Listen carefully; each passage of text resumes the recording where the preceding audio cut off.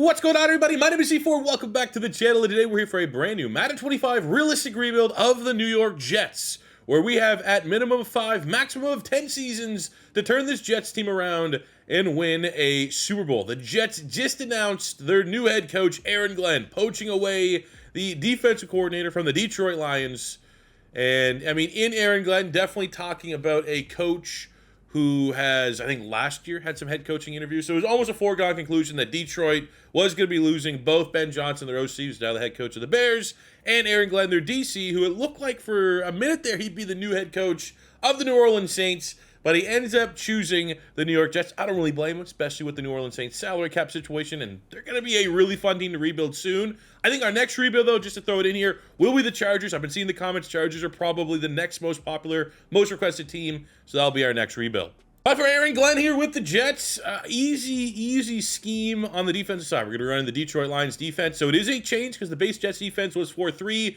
We're now going to be rocking a 3-4 storm. I think for the lazy offense, because I don't know who his OC is going to be, I'm just going to go on the assumption we'll go Detroit to play it safe, that he would probably poach someone from the Detroit Lions staff. I mean, if he was smart, they really want to screw over the Lions. I imagine the Lions probably were planning and had a guy in place to maybe take over for Ben Johnson. And if that doesn't become made official, I don't know if I'm not Aaron Glenn. I'm trying to swoop in there and kind of steal that hire. So right now we will go with the Detroit Lions offense, but we'll be very strict. This will always be, and you know my feelings on a 3-4 defense, but if we have Aaron Glenn as our coach, we will not switch off this. However, offensively, if Detroit, we can't get that working, I definitely am going to be open to potentially firing the offensive coordinator and changing things up. So to meet the roster, it took me about half hour, and then I just said, screw it, I'm going to cheese it anyway. The roster is very interesting for the Jets that Aaron Glenn is inheriting. I saw reports, and I like it, and that's how I kind of want to start this rebuild, that Aaron Glenn wants Aaron Rodgers to be his quarterback year one, a first-year head coach. I think it makes a lot of sense to have the stability of Aaron Rodgers. Aaron Rodgers he's not washed. Maybe not, electrifying numbers, but for a 40-year-old quarterback, to go for almost 4,000 yards, 28 touchdowns, 11 picks, that's serviceable. You can rock and roll with that for a year. However, Aaron Rodgers is 40, and I did about 4 sims where as soon as I went through the first stage of retirement, he retired. So what I'm going to do is we're going to kind of cheese his age here a little bit so that I can get him on this team next season, because I feel like that's an integral part of how we're going to start this rebuild. And then after next year, because usually when you modify the age, because you can do that for any player, in case you didn't know that, when you go and edit a player, you can have the little age slider, goes from 23 to 40. Rodgers at 40. He retires 100% of the time. I did 4 straight years. He retired. So I'm going to make him 23. Next year, we'll juke him right back up to 40. Usually those players, though, kind of get glitched in the franchise save, and they won't retire. Like sometimes you'll see on Reddit or social media, like, oh, I got freaking Aaron Rodgers, and he's 63 still playing. And that seems to happen when you modify the age slider here. So what we will do is we will force retire Aaron Rodgers next offseason. I'll just make him like a 0 overall punter or something like that, and he'll just fade to obscurity in free agency. But I really, really want the key starting block for this rebuild to have Aaron Rodgers for year one of Aaron Glenn in the Jets. Looking at the rest of the roster, I mean, there's a lot to like. I don't know how the salary cap situation is going to look like, especially for our little negotiation period before free agency starts here in the offseason. But looking at the roster that we have right now, you have a great 1-2 punch in the backfield. Brees Hall, even though he kind of looked a little washed at times, especially if you drafted in fantasy football. But there's a ball there. You got Braylon Allen, who was one of my favorite running backs in last year's draft class. Just awesome football player. We had a great 1-2 punch there. You got Davante Adams. Yeah, I mean, personally, I think that's the storyline that no one really cared about this year, even though I was like, oh, feel good, Aaron Rodgers and Davante playing again. It kind of did feel like 2 divas getting their way and forcing their way, and then when they got together, unless it was garbage time against bad teams, wasn't really able to elevate or salvage this season for the New York Jets. But the fact of the matter is that is still a hell of a combo. And I think my plan would be, if possible, if we can make the money make sense, to run it back with Aaron Rodgers and Davante Adams next season. Maybe not the rest of the Rodgers rat pack of like Lazard and guys like that, but definitely we'll make an effort to keep Davante Adams. Then you got Garrett Wilson, who, if we're looking at who's going to be on this team, this is a rebuild. At minimum of 5, maximum of 10 seasons to win a Super Bowl. Who's going to be a long-term fixture on this offense? And I think there's probably 1 or 2 guys, maybe 3, that feel like they'll be a lock. And I think it starts with Garrett Wilson. He's going to be the most important piece of this offense going forward, because eventually we're going to have to find a successor for Aaron Rodgers. I don't know if that's going to be Jordan Travis. It's kind of the developmental quarterback on the roster. It's probably a limited ceiling there. He's already a little bit of an older player, but ultimately we will have to find a quarterback. And Devontae Adams is no spring chicken. I think our long-term wide receiver one on the roster is Garrett Wilson. We got to make sure we can retain the services for the entirety of this rebuild.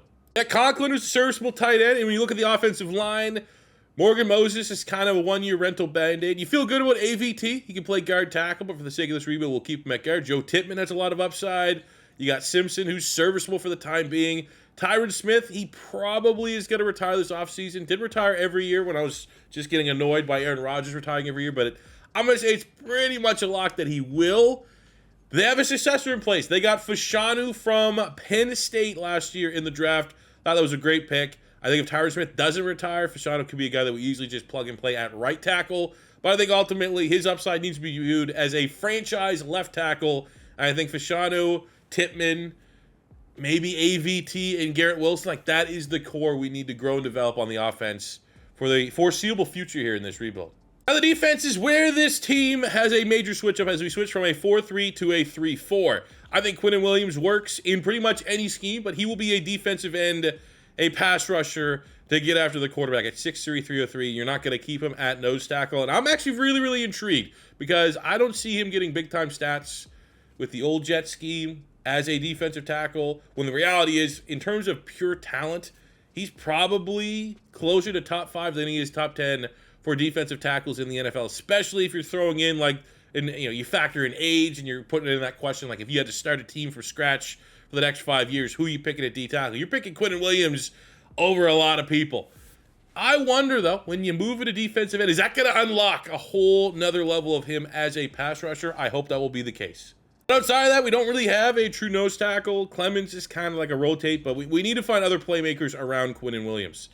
We got Quincy, Mosley. Sherwood was the leading tackler in the NFL because Mosley was down with injury, so he got a dev trade. So we got an interesting decision. I mean, Williams is not, he's 28, I think, so he's probably pretty close to his ceiling.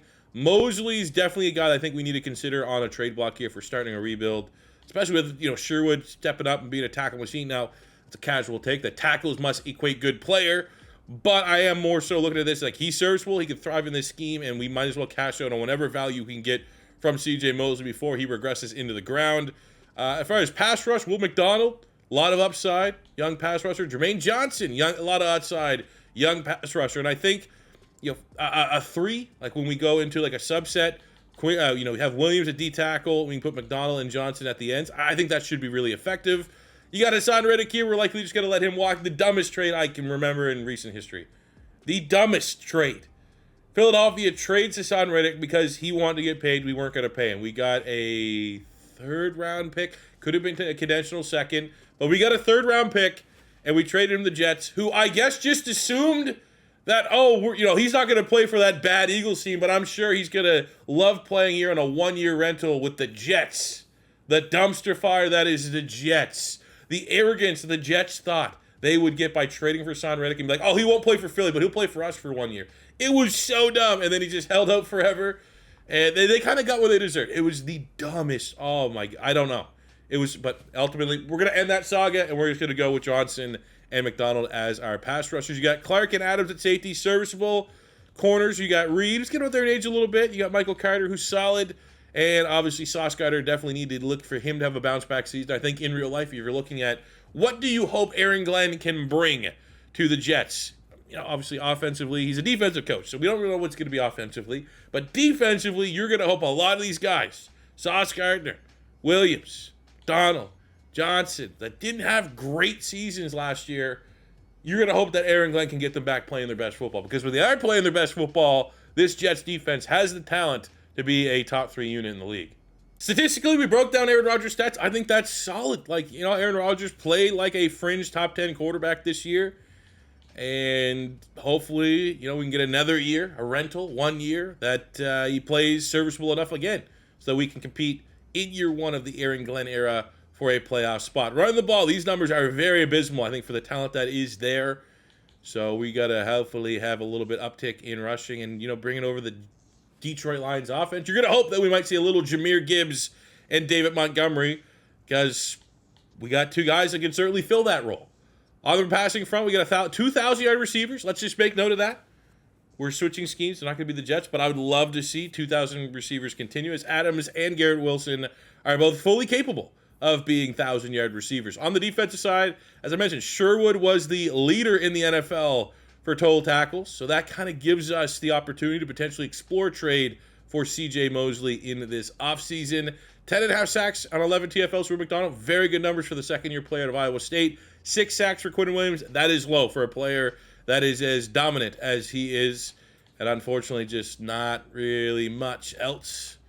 Interception numbers, not great for a secondary that on paper, with players on paper that are borderline elite, if not elite, all-pro caliber guys, you need to have a lot more turnovers. And like you compare this to where the defense was 2 years ago, 3 years ago with Robert Saleh, it's a shell of its former self, and that is what Aaron Glenn is going to have to find. I'd be very happy with this Super Bowl. Hey, let's go. Please. Please. But with the Jets, our cheese work. Aaron Rodgers did not retire. We lose Tyrod Taylor, Morgan Moses, and Thomas Morstead. Tyron Smith does not retire. That is the interesting wrench that got thrown in this. I was kind of expecting him to retire, but I think we could, that's not a bad problem to have, unless our salary cap is terrible. I don't know. Let's see. So we have $79 million of salary cap, which is honestly better than I was expecting. With said money, I do think Tyron Smith in this case probably best to let him walk. I mean, let's see what kind of money we might have left over. I think when you have Sherwood, who's a tackle leader, throwing him maybe a 4-year, maybe 2.5, 3.2, 4-year, 22 mil. There we go. Got him done. Because I do think I definitely want to explore potentially trading C.J. Mosley.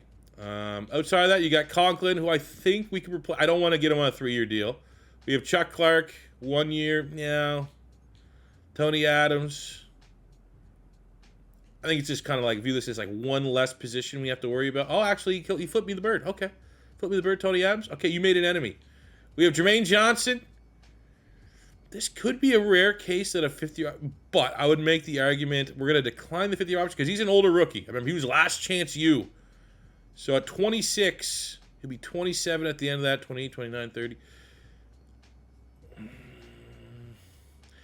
You know what, actually? Now that I think about it, I think from an age standpoint, if we decline the 5th-year option, we can get him to a contract for the remainder of his prime sooner. But as we know with 3-4s, it can be finicky. Certain players can play well in the 3-4. Certain players won't adapt to the scheme. And do we really want to lock into a contract to Jermaine Johnson if he simply, even though like the prospects there, 78 started to have 26, so should have, 3-4 years of good growth and development. But if he doesn't perform, we don't really want him tied down any. So I feel like you take the 5th-year option and we see if he performs. And if he does perform, we kind of have a little bit more of cost control for a edge rusher. So we're actually going to take the rare, yes, I will pick up the 5th-year option.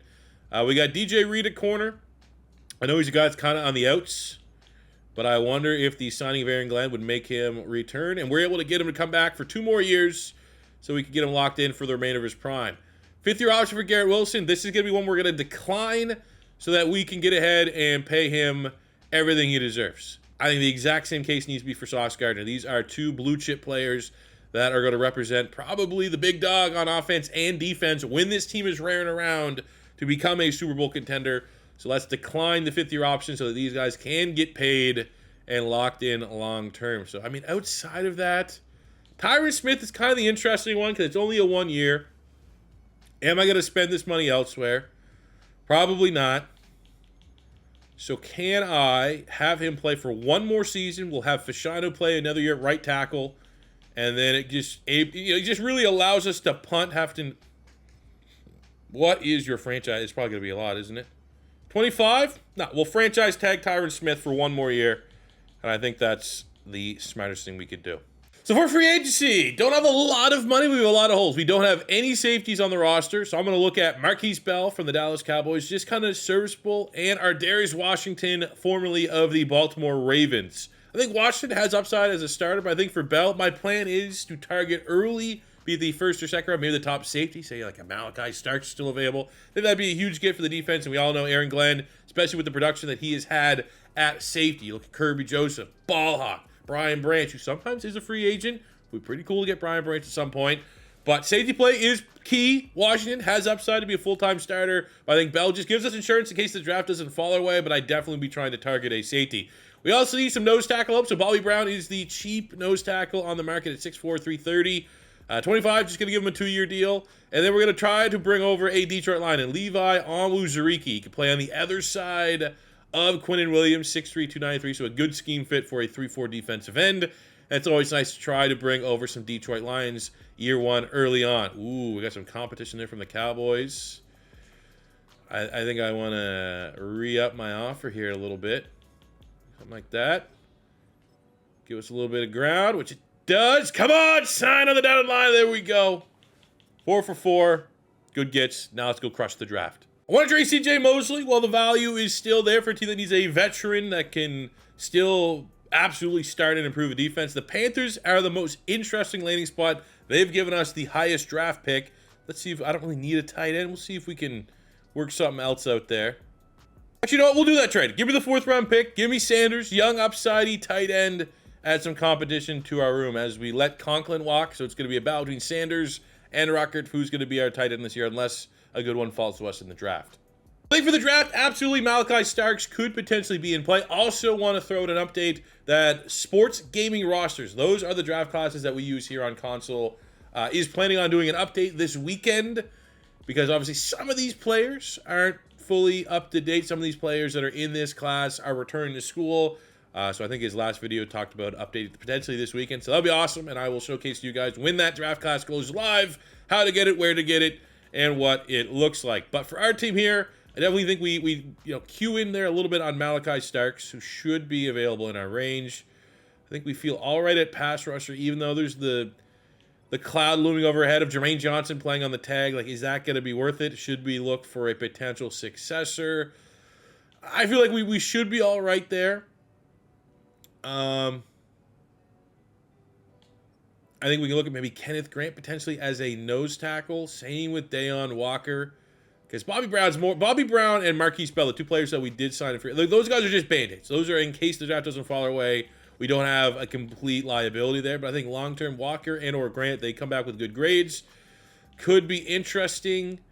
As far as like 3-4 defensive ends, not a crazy class. You have Landon Jackson, Shamar Stewart, who could play that role. I'm not in love with those selections. Could potentially look at tackles, especially because we got Tyron Smith back on a 1-year deal, who could potentially be a successor. There we go. Fashanu, obviously at left tackle, but we could look for a future right tackle. Ursary could be in board. Josh Connerly is pretty legit. Emory Jones is also legit, so we could consider that. We don't have a great tight end prospect long term, so there's another thing. And also, I'm going to assume when this draft class gets updated, they're going to put some respect on Tyler Warren a little bit. I don't think this is the year for us to go quarterback. Obviously, Drew Aller will get updated. He returns to school. But, I mean, you're going to have those secondary options. Quinn Ewers, Jackson Dart. I mean, maybe. Probably more upside than Jordan Travis. But I still don't think this is the year that we grab a quarterback. I think we look for, guys that can help this defense, especially as we kind of transition from a 4-3 to a 3-4. So looking at the final mock draft, just maybe get an idea of where players are going. I think Mason Graham certainly would be maybe the dream pick for the Jets, potentially putting on the same line as Quinn Williams, but he is going to be long gone before we pick. We're 7.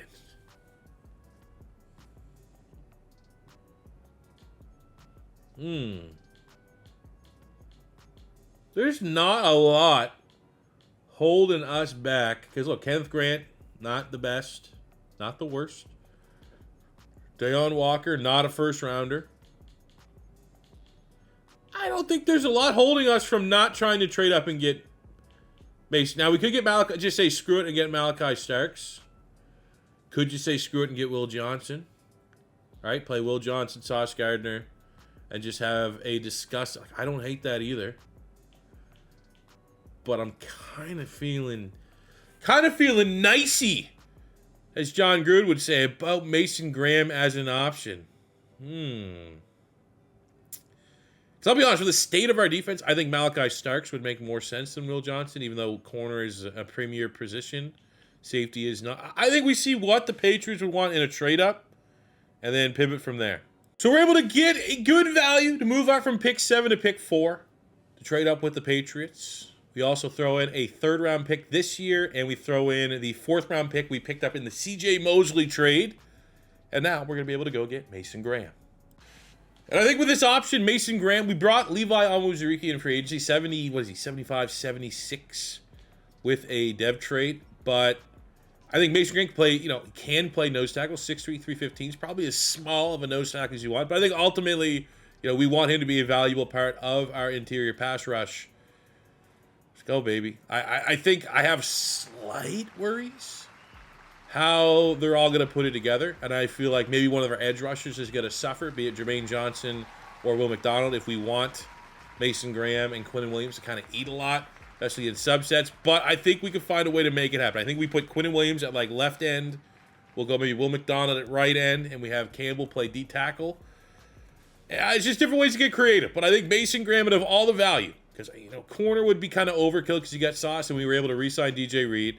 Malachi Starks will be a perfect fit, but 7 is a reach for a safety. There's no matter what way you kind of break it down, if he's a blue chip player or not, the value is probably not there. But Mason Graham absolutely fits the billing of what would be an excellent selection for this new look Jets defense. And he looks hell of a player, man, and he is a hell of a player. Absolute beast. So, Tyler Warren's still there. We've used him not too long ago in a rebuild. Mason Taylor's also there out of LSU. We do need tight end help. Mitchell Evans also a legit player, but here's the area of do we take it as it is or do we pivot? Because who are we talking about potentially picking in the 1st round at our pick if we weren't going to trade up? Well, it's a safety, because safety is a need for our team. He's still on the board. It could happen, I guess. There's maybe a way Malachi Starks does not go in the 1st round, but I'd put that at 2.5%. However, that is how it kind of fell here for us today. I mean,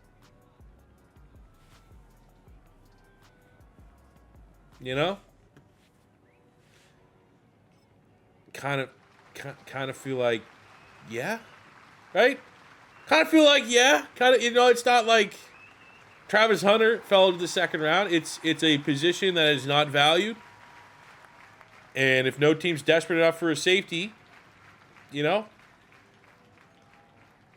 not going to fault myself. And it's one of those what do you want me to do?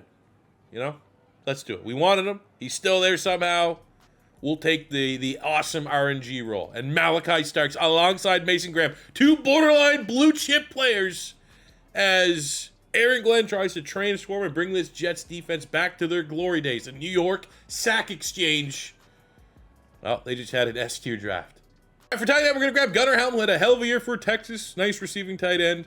Good athlete.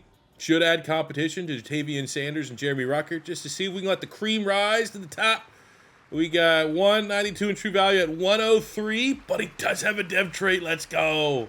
Drafted the national champion. I just, whatever. See what there is there. Will Howard, probably not much better than Jordan Travis, but let's acquire some young talent that might get some extra XP boost from the mentor in Aaron Rodgers. Here's a look at our draft class, and real happy with it, honestly. Able to add some good depth in the middle round. We needed a punter. We bring in James Burnett, who's projected maybe be the top punter out of Alabama. We got Gunnar Helm here at tight end, 67, which is a little bit lower than the other tight ends we have on the roster, but he has the dev trait, which gives him a little bit of an inside track. You love that in the 4th round. Malachi Starks, somehow, some way, still available in the 2nd.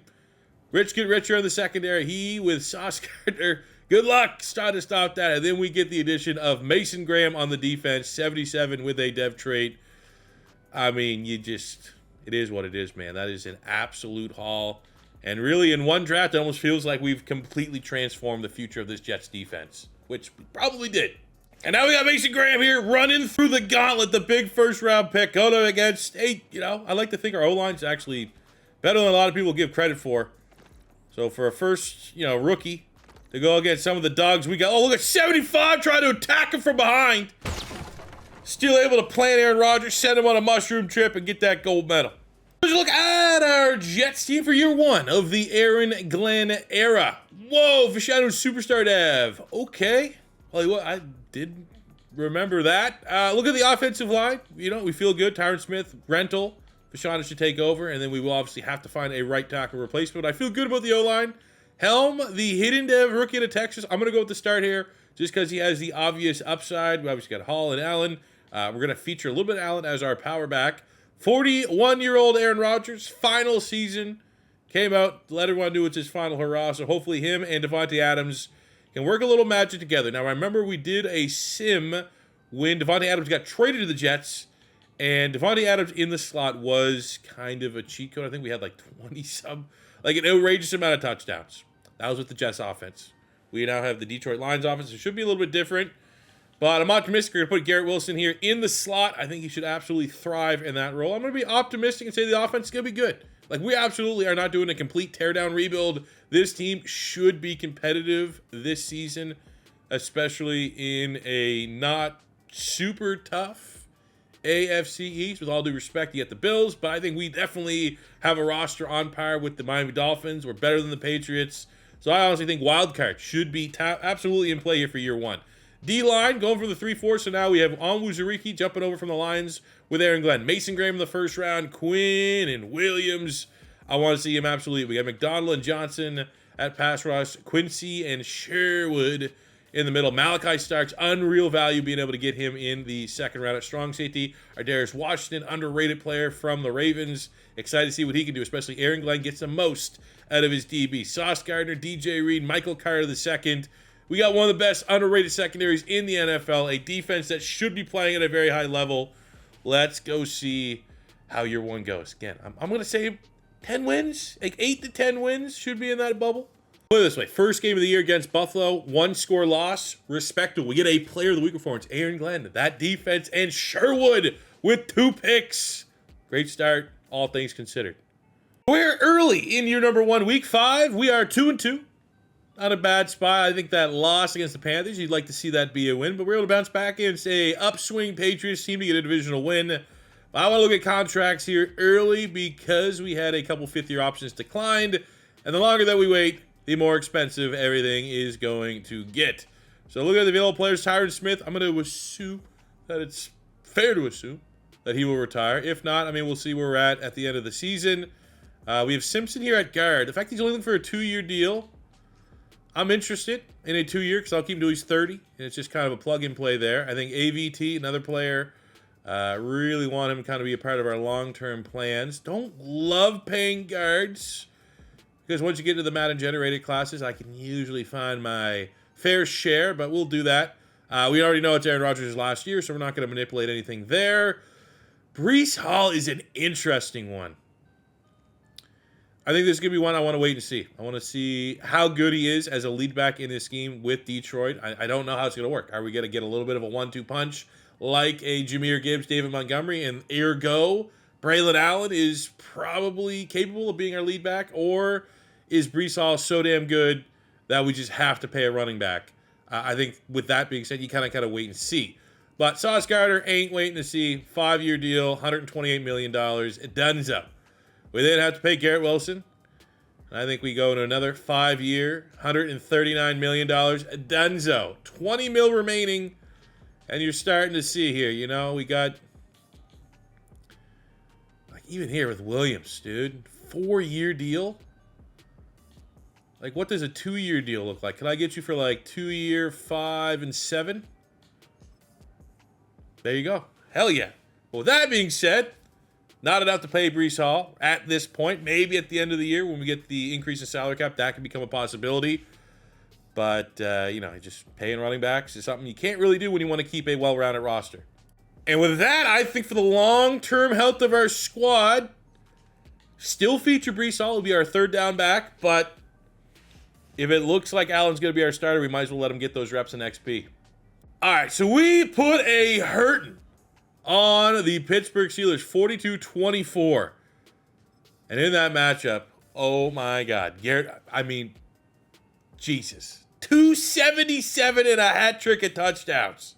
Off of that, we have a breakout scenario, the rare breakout scenarios here. Definitely probably a direction in Madden 25 franchise mode that I don't love the most is how they change the breakout scenario. But, I mean, that's just nitpicking from a rebuild standpoint. Like in last year's game, the last couple of years, it's been easier in a rebuild sim standpoint to hit those dev tates or those breakout scenarios. Very difficult at Madden 25, especially if you're not playing. But let's be honest, if Garrett Wilson can get 8 catches and 100 yards, he will become an X factor. We're going to get the win over the Baltimore Ravens, but are we able to capitalize on Garrett Wilson, who had 277 yards a week ago? He needed 8 catches for 100. And sitting down with Aaron Glenn, he is getting that Amon-Ra St. Brown rub in the slot. Let's see how well he did. Come on, give him the breakout. Yes! Yes! Here's another chance to repeat. $150 and 2. I assume will be a gigantic XP boost. A little sneak peek. How close it hit. So Braylon Allen, there we go.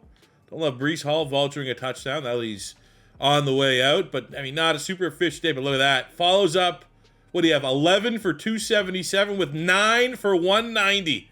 Gunnar Helm was big time in the tight end spot. Not much elsewhere. Devontae Adams, hopefully he's not getting a little salty, but that is gigantic. Garrett Wilson in the slot. Thriving. So at the end of year 1, I can't really explain it. We go 13 and 4. Not good enough to get the 1 seed, as we are the 5. We're pretty much like the Minnesota Vikings. We're somehow, the Bills get a god roll. They go 14 and 3. But in a season where we were like, yep, we got Aaron Rodgers for 1 year. He is insane. Aaron Rodgers, multi-time player of the week. He had 5 touchdowns in week 18. We had Sauce Gardner in week 15, had 2 picks and a pick 6.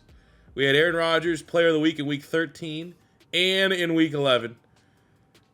Ageless wonder. Now, because I did the age glitch to make sure that he would play this extra season, we could probably just keep, honestly, maybe we get 1 more year of Aaron Rodgers. I honestly was expecting similar to what he did in real life, like 28 touchdowns. Look at the numbers, dude. Detroit Lions offense, Detroit Lions defense. I've never seen Jared Goff. I've never seen any variation of Detroit Lions have this type of number.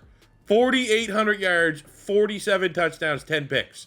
Maybe if you're nitpicking, intercept, guess a little high. Ran the ball, relative. Again, very surprising. Not Detroit offense like.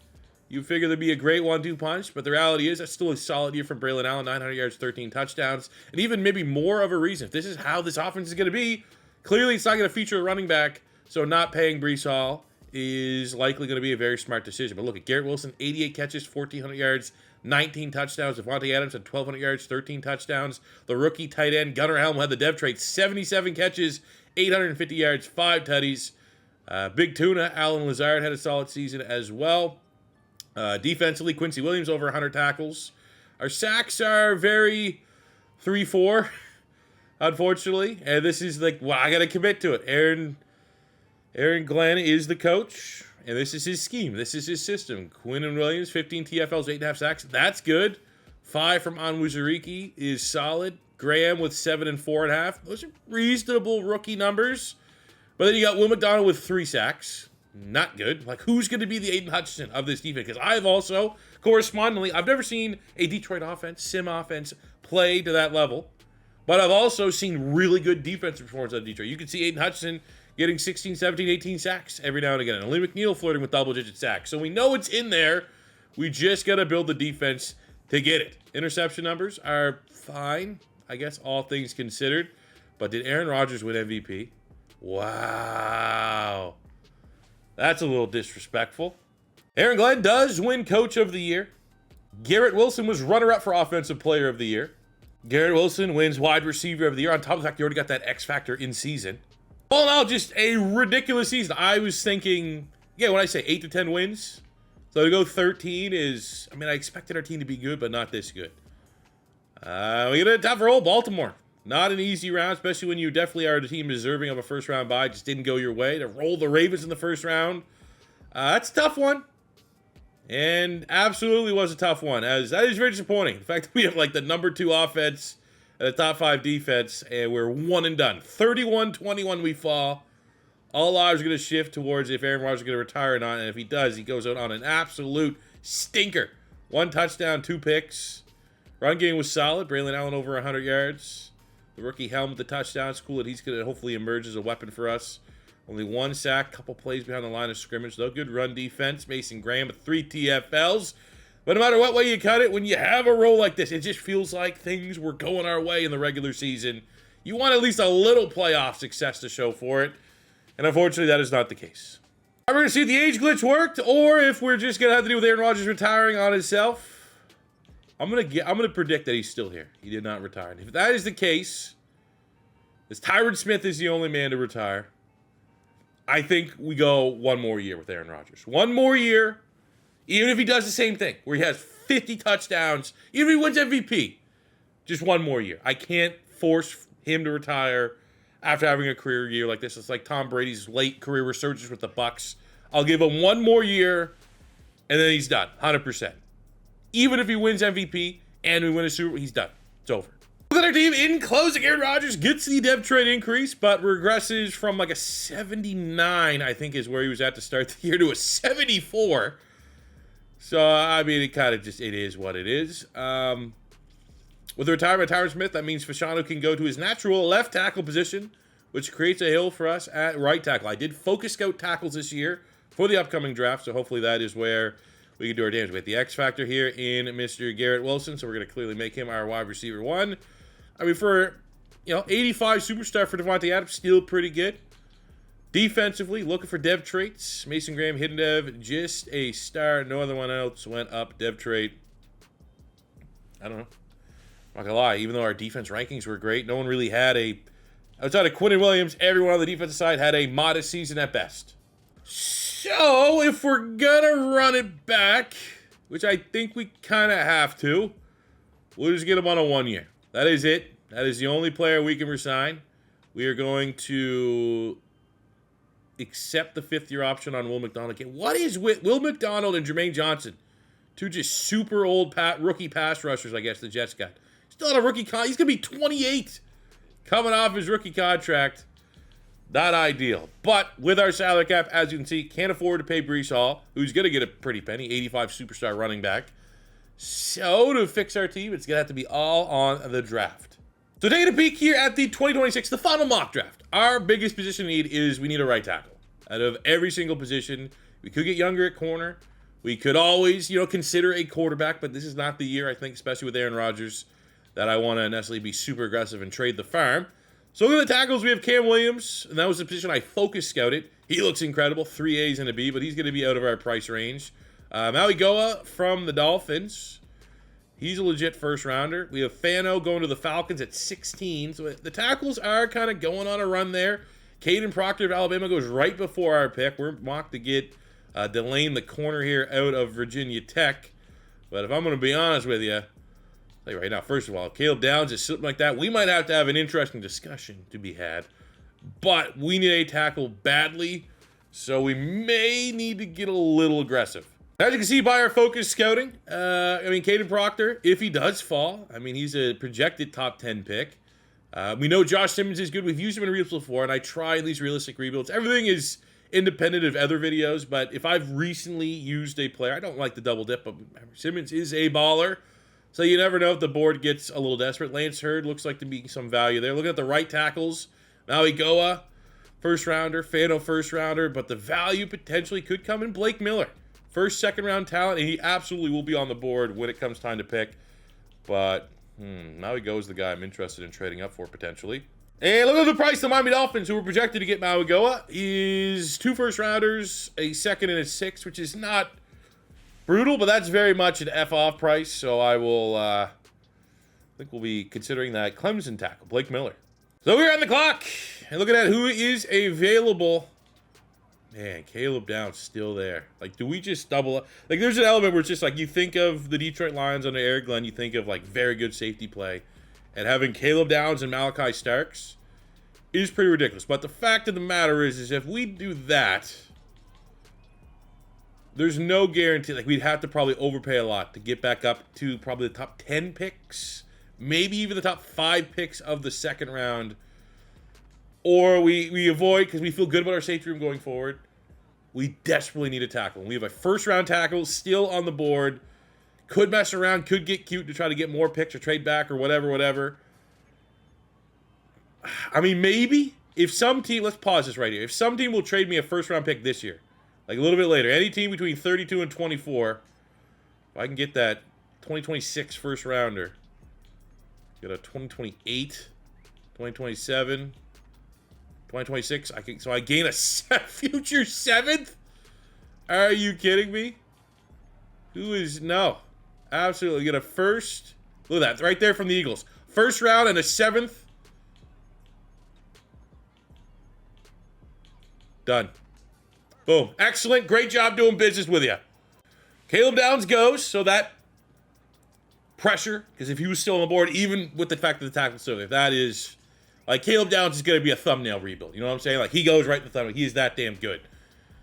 But that kind of, removes the temptation. And now we can go grab what is going to be a day one tackle for us. Day one plug-and-play starter. Blake Miller out of Clemson. Has a lot of hype. Should test well.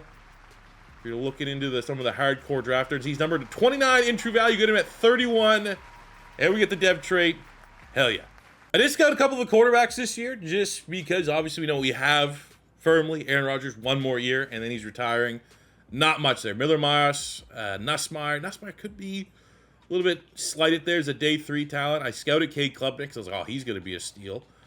But just not a great year there. So where do we pivot? Well, there's, wide receiver is in the discussion, because how much more are we going to get of Devontae Adams? We also, we feel good across the offensive line. We got a lot of depth there.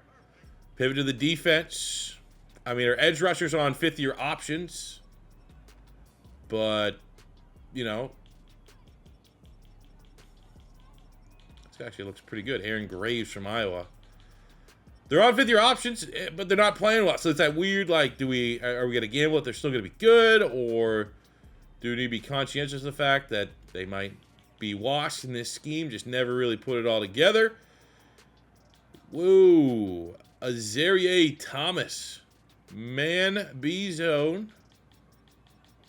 I feel like there might be value there. That's BPA. DJ Reed's on the last year's contract. Probably not going to get a second one. So a young corner here. Number 60 in true value, 56. Not bad. But I'll take a dev trade corner every day of the week. That was easy.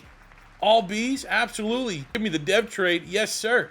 Make this pick, and I'm just going to criticize this because I'm a Gators fan. Caleb Banks is probably a potential first-round pick. For him to be day 3 and likely this dog shit in this class, if Sports Gaming Roster is listening to this, fix it. You need to fix Tyler Warren, and you need to fix Caleb Banks. So let's take a look at our draft recap here.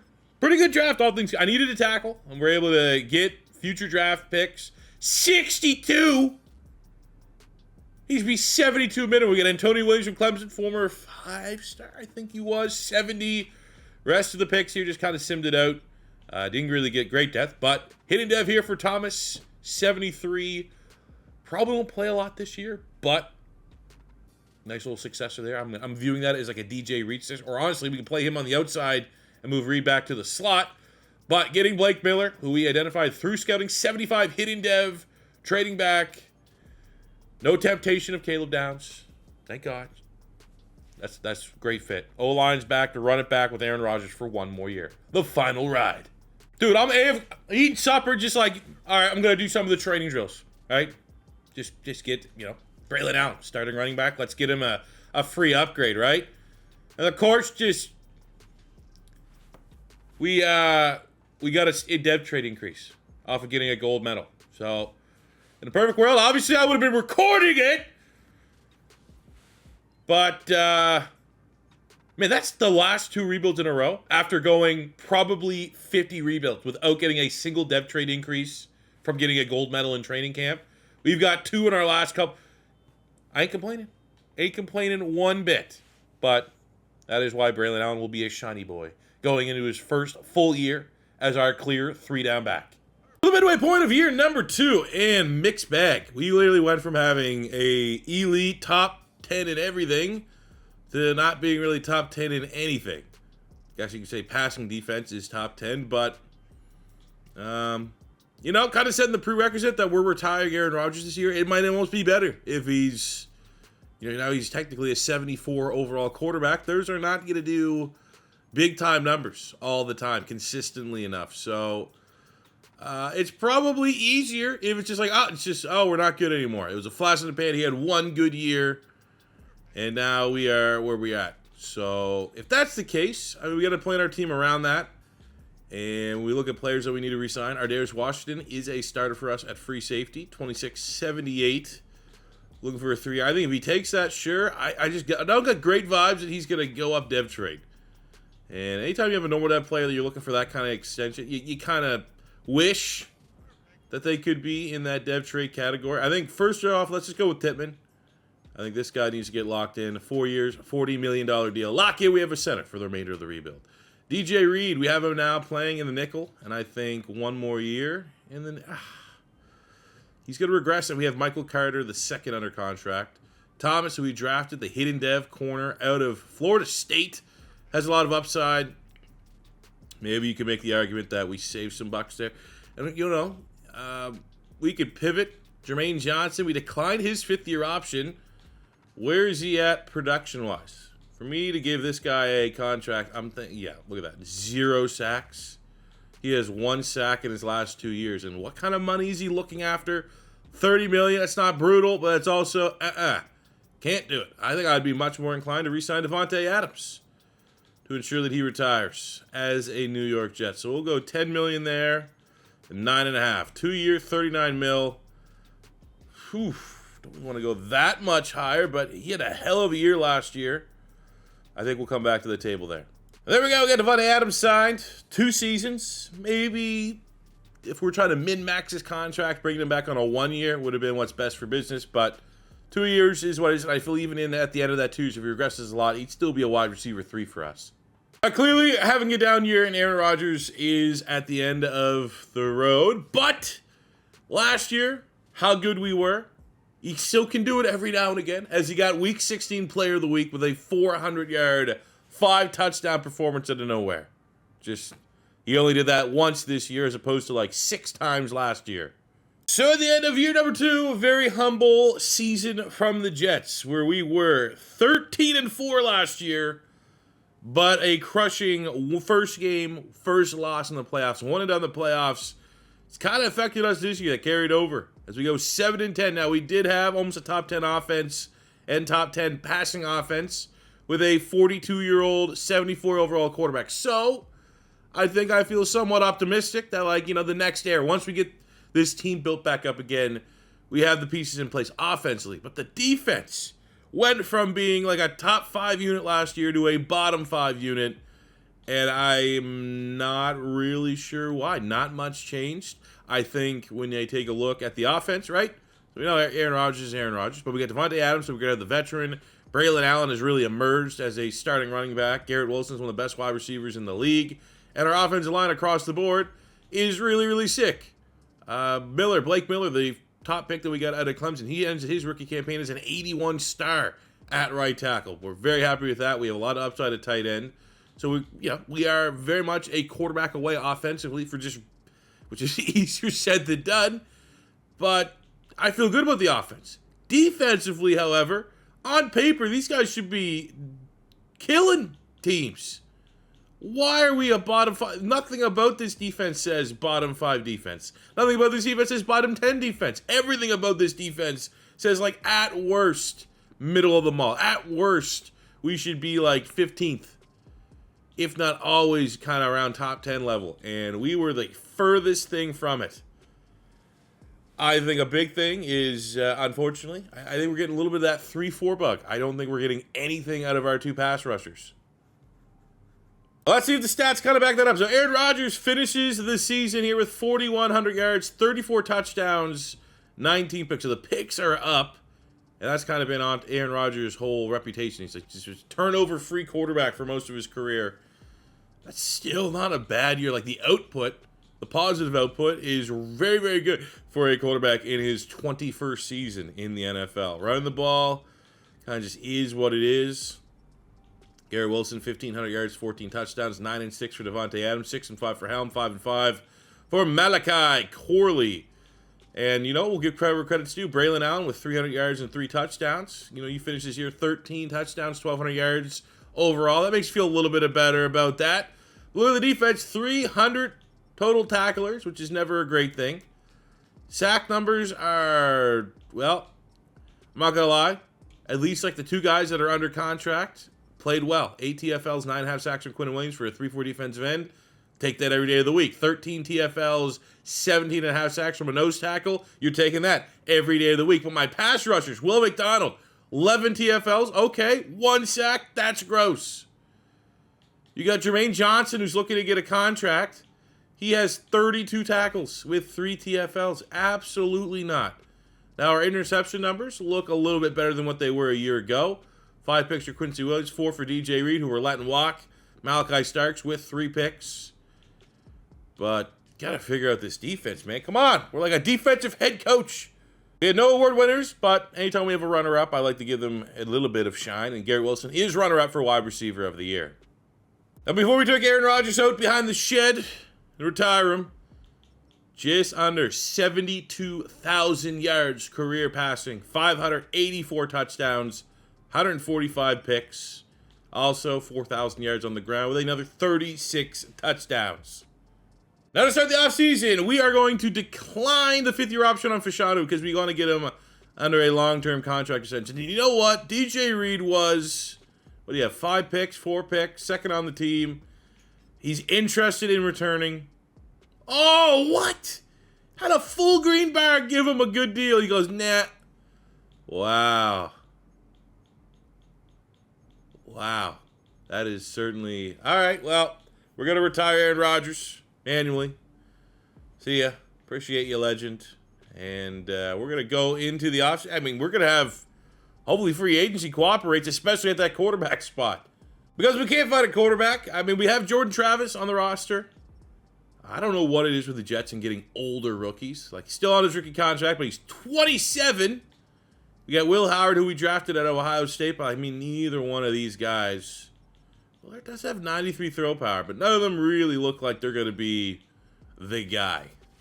All right, webcam back on, because it's always my favorite thing. When I need a quarterback and we go, like, I don't know who's available in free agency, and it's always funny when it's just like, oh, look, Justin Fields, Russell Wilson, Joe Flacco. That's what we got. But after the retirement of Aaron Rodgers, we have money, franchise quarterback money. We do not have a pick at 7 and 10. That is going to yield a quarterback in the draft. Now, this would be, a good year to maybe want to go after a quarterback. We have Arch Manning. We have Dylan Raiola. I believe we have my Florida Gator, who needs to get updated, DJ Lagway. Love these guys. But,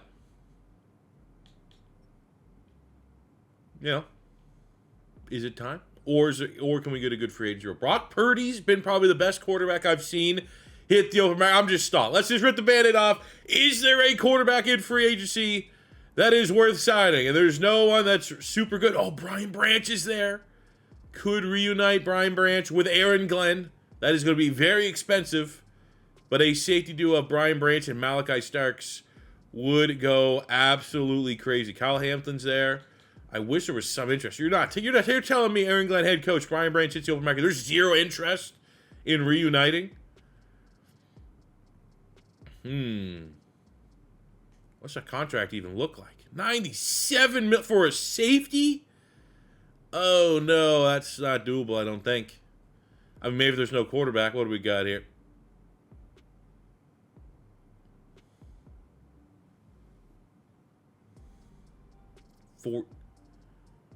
$40 million a year. Is anyone else paying that?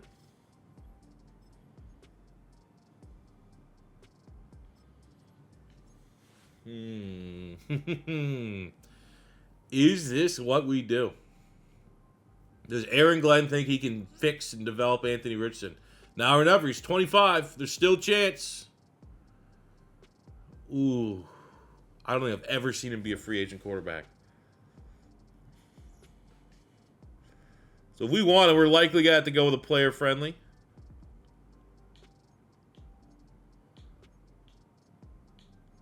That's so much more money. What if we go like 30, 30 and 21? No, I was wasn't playing. This is a you want to plan for like a. It's one of those things where you always think you want it to happen until it happens, and then you're like, well, this is going to be the rebuild now.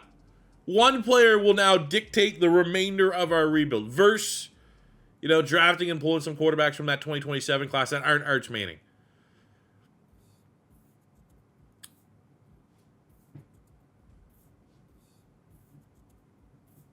Oh, man.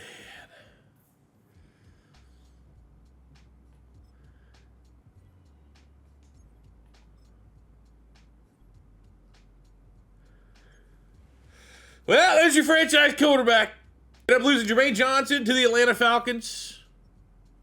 Where did Mr. Brian Branch goes to the Chicago Bears on a 5-year, $98 million deal.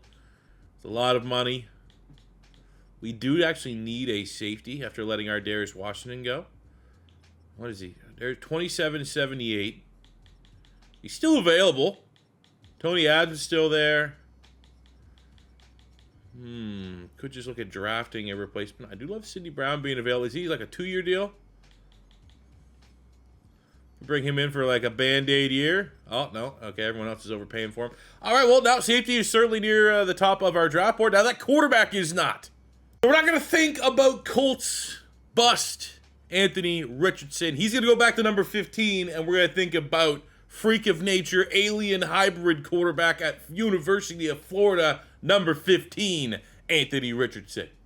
But look at the skill set, man. Someone's always going to take, whether it's with Indy or whatever. When you have a quarterback that has 98 throw power, 90 short accuracy, 91 speed, 92 acceleration, and he's 250 pounds, you're all, you know what? Let's fully commit. Put the C on his chest. He's going to be our guy. So our offense is in a decent spot outside of the regression of Devontae Adams. He's still going to be serviceable for the time being. We could look at wide receiver 3 if the right player comes. But look at that, like our base defense. We need a starting free safety. We need an edge rusher. We need 2 edge rushers. Will McDonald's also on his rookie option, and he's not playing well. So like I think getting like an outside stand-up 3-4 edge rusher, if one of those exists, be a big help.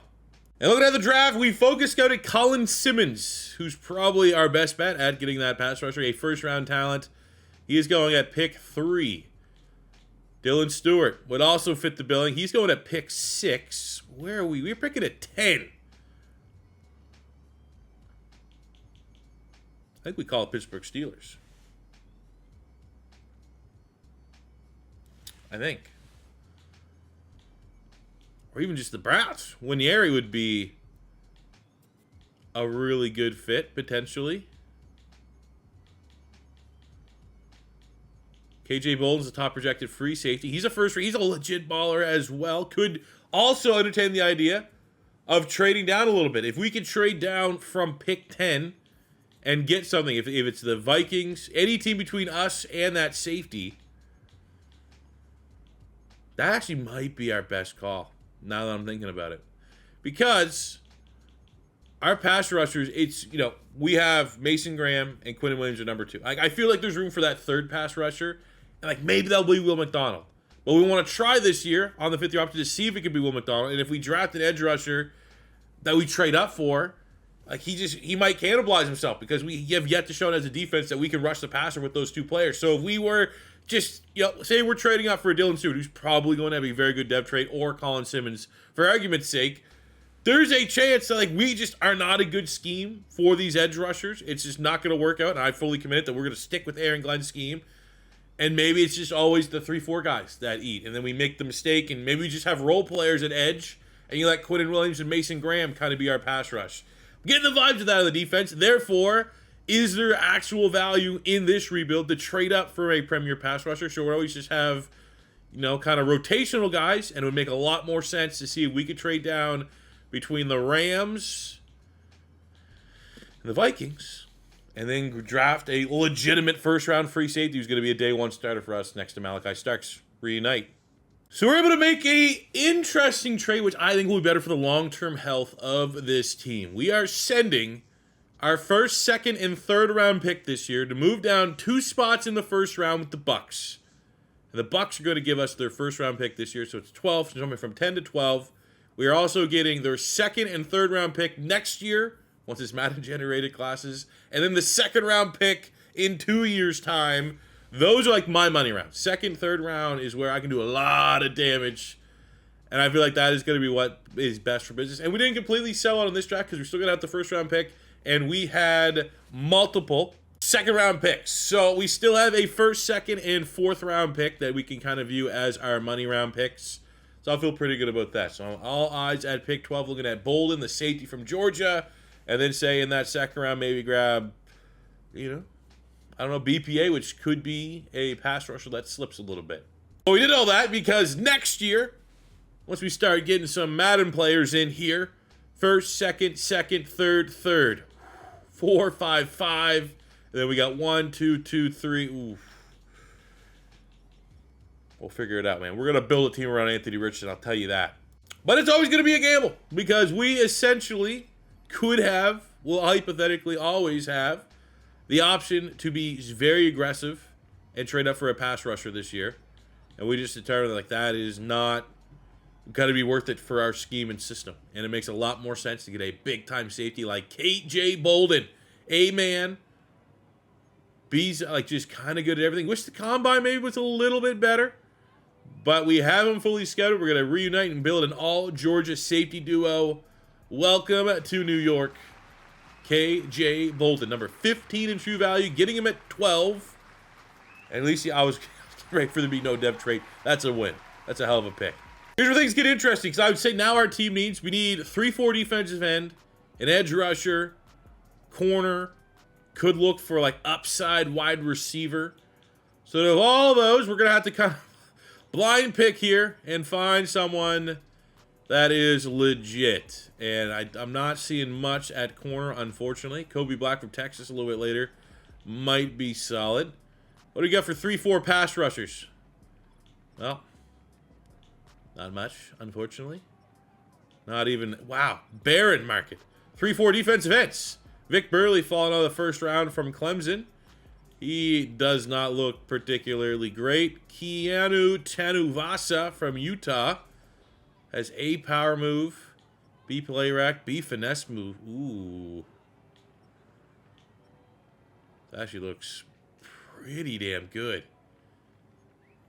Good. I mean, not the best combine,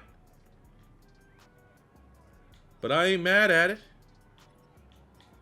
That might be the lead dog here. I mean, we're in blind pick territory. Our scouting is likely not going to yield anything. We got Boubacar Traore from Notre Dame. A block shed, so he's a run stopper. That's not what we want. And then at wide receiver, is there anybody? We have Jonte Cook, who went to Washington. I actually don't think he stayed at Washington. Is there any burners? 4-2 guys? Marion Miller, we've drafted him not too long ago. All right, I think we pivot here, and we go and get Tanu Ovasa. Where's he at? Wasn't he a D tackle? There we go. Boom. Second, third round out of Utah. Clock was showing zeros close. But we get Tanuvasa, number 44 in true value. Getting him at 40. Hey, no dev trade, but what you gotta do, man, when you're in blind pick territory in the freaking second round. Into the fourth round, this guy looks pretty good, legit. Bryant Wesco from Clemson. 6'2" as B catching, B release. 4'5", good, solid. I mean, not fast. Sure, why not? Need a little bit of depth to the wide receiver room. Not a brutal pick. 124 in true value, getting me at 106. No dev trait. So take a look at our draft recap when all is said and done. I mean, no real, wet fart of picks. Got some solid depth here across the board. Woodring, Blake Purchase, got D'Angelo Pons. He's been an absolute ball hawk for the Hoosiers last year on their playoff run. We got Wesco, big-time wide receiver from Clemson. Tanuvasa, 73. What's his weight? Like, can he play nose tackle? Nah, he's undersized, so he's going to have to be a DN, and this rating's going to take a hit because he ain't much of an athlete. But he'd be a right end in our scheme, and I'm going to get like 70, probably. Oh, he stays the same. Pleasantly surprised. All right. And then the big get, KJ Bolden, 75 with a hidden dev trade. He's going to be a day one starter back there in that secondary, and hopefully can kind of become our next Kirby Joseph. As we start year number 3, words that I absolutely never would have considered when I started this rebuild. Anthony Richardson as the starting quarterback for the New York Jets had a great training camp. He's already up a skill point, and while stylistically maybe not the perfect, I think this could help him. Trying to continue just to purely develop him as a scrambler quarterback. He's hit his ceiling, but I think developing him more as a deep ball passer and the accuracy a little bit. Look at that, already getting his +2 mid accuracy up. I think that is going to be the path forward for the development of this freak of nature. And hopefully we see a little bit of that year one Jets offense. That offense that went 13-4 and had 2,000-yard receivers. It'd be cool if Anthony Richardson could reach that potential early than often. Because I think biggest priority this season would be cool to bounce back, get back in the playoff conversation. But I won't be livid if that's not the case. But we need Anthony Richardson to play well. And let's see if we can get him off that normal dev trade. All right, so quick update. We're about mid-season, and we just got a 2-game win streak. We're 4-1 after we started 1-1. Wasn't getting a true vibe where we are at 1-1. But we put up 42 on Dallas, and it is a Player of the Week performance from Anthony Richardson. We got one last week from Sauce Gardner, who had an interception, a forced fumble, and 2 recoveries. But then Anthony Richardson, a big question mark. How is he going to play? You put up 5 touchdowns and 300 yards on the OP Cowboys in Sim. You got to be pretty good. Here comes my worry. We are now, with the contract of Anthony Richardson on the books, an expensive roster. So, decisions need to be made. We have John Simpson as a starter. Probably should replace him in the draft. Malachi Corley's a starter. Probably could find a replacement. Quincy Williams is a starter. Kind of expensive. Michael Carter's a starter. Will McDonald's a starter. Braylon Allen's a starter. We got Big Q and Fashano. These are the 2 that need to get paid. So for Fashano, we'll see. We'll give him a 5-year, $131 million to lock down our superstar franchise tackle. We got Quinnen Williams. I think with this, we look at something like a 4-year, $104 million deal. We got 64 left. I'm biased. I love Braylon Allen. So we are going to try our best to re-sign him. Even though that might not be the smartest thing. We gave him 4-year, 38. He probably takes 4-year, 40. 23, 88 star dev. I think sky's kind of limit. Now, Will McDonald's an interesting one.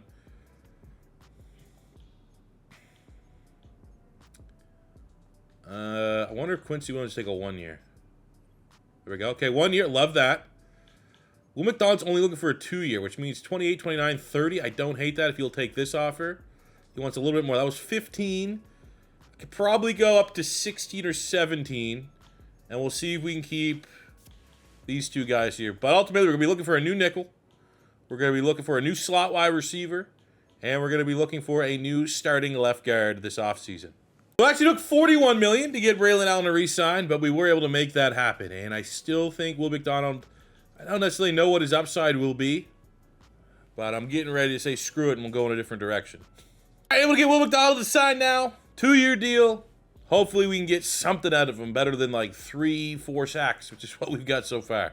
I know you might have saw that, hey, mid-season, last time we talked, 5 touchdowns, Anthony Richardson. He's lighting the league up. He's winning the MVP. We're going 12, 13 wins. Well, we go 11-6. We end up with a top 5 offense, top 3 passing offense, which is surprising when you have Anthony Richardson, knowing that, things didn't work out with the Colts, and he's kind of being talked about as a bust. We have a top 5 rushing defense overall, almost a top 10 defense, so pretty good numbers across the board. But we have yet to get an AFC East divisional title. We go 11-6, a game behind the Buffalo Bills, but we punch our ticket to the playoffs, and that's all that matters. On top of the fact that we had great play of Anthony Richardson. Look at that, 3rd in the NFL in passing yards. But as you can see, that 5 touchdowns, even though it was against Dallas, was awesome. It was an outlier, as he still only finished with 30, which I don't know if he'll get the dev trade. He's on normal dev. The passing yards for sure is going to help, but I don't know if 30 touchdowns, 14 picks is going to get the job done. But 70% completion percentage for Anthony Richardson is pretty insane from where he's at. O-line protected him. We only got sacked 27 times. That's really good numbers. We aren't definitely going to be a scrambling. Yeah, we got 271 yards, 4 touchdowns. So he finished 34 touchdowns, 4,800. I mean, that still is a really good year. I won't be surprised if he goes up to a star dev. I just wouldn't bank on it. I don't know if he threw enough touchdowns. But I'll tell you what, right now, when you have a dual threat 250-pound quarterback in the backfield that's lining up with a 235-pound running back that goes for 1,100 yards and 20 touchdowns, who's stopping that? That's like a supersized version of Jalen Hurts and Saquon Barkley that we got going on here. Receiving, Garrett Wilson went God mode. 112 catches, 1,700 yards, 20 touchdowns. We got 1,000 yards out of the veteran Davante Adams. 7-2 from Helm, 5 from Malachi Corley. Braylon Allen getting involved, caught 45 balls up the backfield. I really do like this offense. All things considered, I'll put some respect on Detroit's name. Quincy Williams, who got back on a one-year deal, he had 118 tackles, 4 TFLs. We got 15 sacks from Quinnen Williams, 6 from Will McDonald, 6 from Mason Graham, 5.5 from Devian Deal, 5.5 from the rookie Tanu Vasa. I'll be honest, like if the partner in crime number wasn't the best, I'll live with that every goddamn day for Quinnen Williams. Got him re-signed, but he's 29. I'd love to see someone else getting close to 10, but those aren't brutal. No, and again, it's fair to say we've handicapped ourselves with a 3-4 defense. Those aren't brutal sack numbers. I've seen a lot worse. 5 picks, Sauce Gardner, who is very close to joining the 99 club, and he's playing like a beast. Garrett Wilson ends up winning Offensive Player of the Year. Sick. Braylon Allen wins Running Back of the Year. That could bode well for him making the jump from star up to a superstar.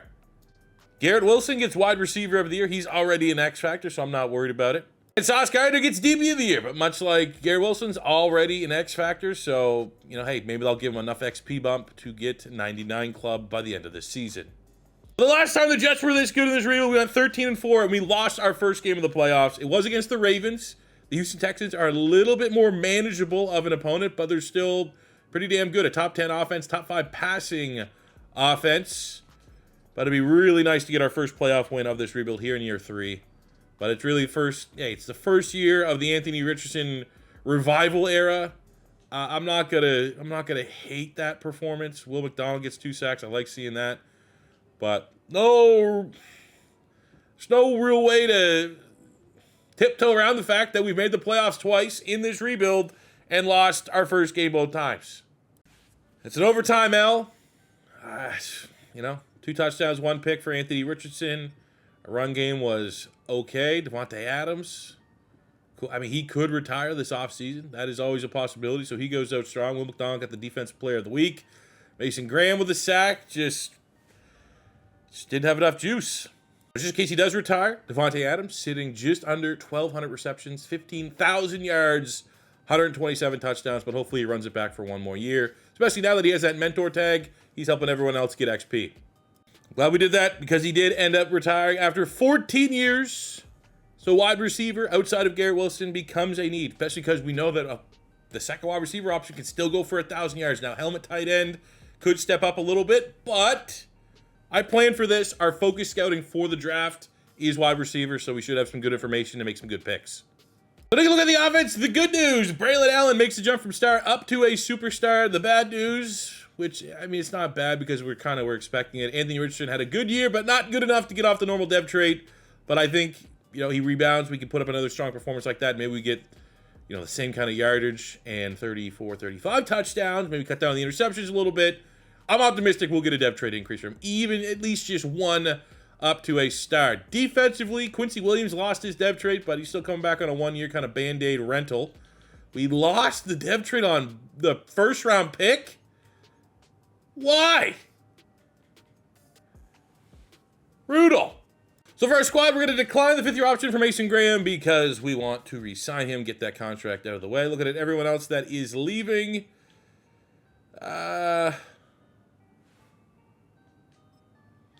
Simpson didn't really regress if he wants to come back for 1 more year, so we'll grab him as a Band-Aid.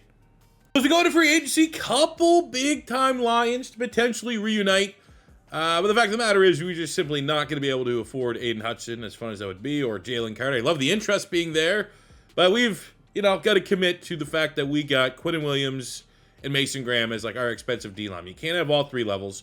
Wide receiver is a big need. That is what we're focused on the draft. I'll tell you right now, if Xavier Worthy had a lot of interest and I wouldn't have to overpay to bring him in, I would be tempted to potentially put my team in cap hell to do so. Troy Franklin being here, 25 with a depth trait. That's actually not brutal. All things considered, if it'll take maybe a 3-year, we'll round that up a little bit. Maybe something like that. Like, what about a 3-year, 18 mil for a 78 star depth? There's definitely some upside there, and we're coming in with the top bid to steal him away for the Broncos. But the other player I'm looking at, I just recently signed him in a rebuild, but I think the connection with Aaron Glenn, we got Terry and Arnold. First round pick of the Detroit Lions. Well, he was the defensive back-focused defensive coordinator there. We need help in the corner. We need to add a little bit more depth there, find some other players around Sauce Gardner. So I think if we can get both these players, that'd be a great piece of business. And we do. Let's go. Before we get to the draft, I want to take a look at the players that we scout. It does look like a really good class. A lot of blind picking. I think we could have a lot of fun. So we scouted the wide receivers. Unfortunately, didn't get enough to have all these guys fully unveiled. By the time the number one player is going to be, present, it's certainly something. This Tremaine Bradford out of Vandy, is a catching and a spectacular catch, which is pretty good. But unfortunately, when you look at the testing numbers, Bradford a little bit slower. We get the 4.26 speed here in Roger Horton. The player that I scouted, I'm surprised. I mean, that's equal value. I thought he'd for sure be a first. I think I'm going to try to get him, to be honest with you. Wyatt Light. Now, just look at this. Okay, so we're at a 4.48, pretty good, decent vertical, broad jump. But he has one of the fastest 3 cones in the entirety of the class. He is the fastest shuttle time in the entirety. Look at it. He's 6'6". 210 pounds, the worst key ratings you'll ever see. But when you look at a almost 6'7", and you have elite agility, you're sticking out like a sore thumb. What does that look like? I will take a gamble on that. And I think, honestly, being able to sign Troy Franklin in free agency means we could probably take a little bit of a risk here at wide receiver and punt on getting one in the first round and target Light in the second. As always, a reminder, we got draft capital. We have a first-round pick, a second-round pick, a second-round pick, third-round pick. Even in this 4th and 2/5, I expect this to be a multiple 70-plus overall type draft. Guard's another position. We got, a rental coming back at guard, and we got some real, spits here. Got the A pass block. That's really what you want to look for. It is lazy recruiting and scouting, but if you can get A in a pass block or, B's and A's mix, it's very simple. And it looks like there's a lot of guards to choose from, pretty interchangeable. I'd say the only kind of wet fart for me of this class, we need pass rush help, and we're going to have to trade up to get one, I think. We have Ches Hill from West Virginia, a top 5 player. He had easily, on paper, the best looking. He had A tackle and A finesse move, and B awareness was the abilities that I had before I extra scouted him. I was like, oh, okay, yeah, kind of sticking out like a sore thumb. You have a couple other A's up there as well. That'd be solid.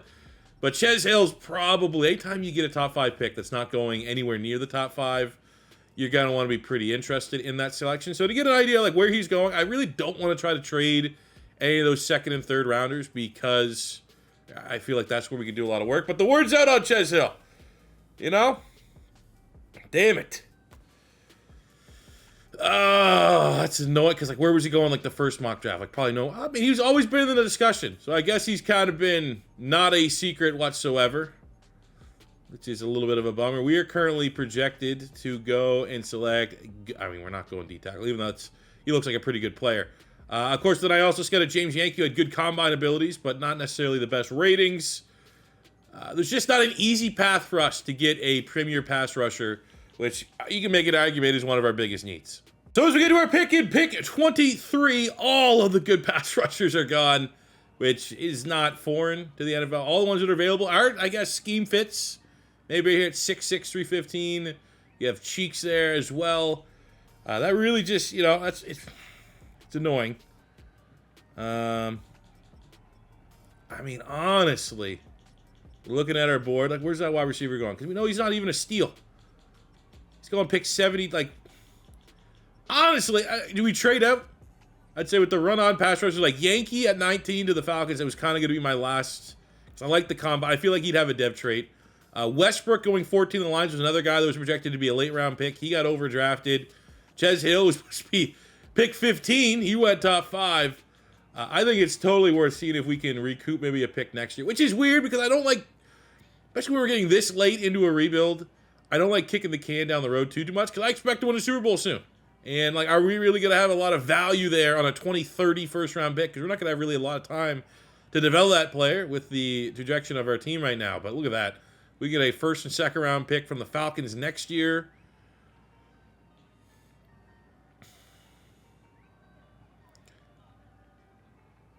I think we do this. I don't like the board. Let's go.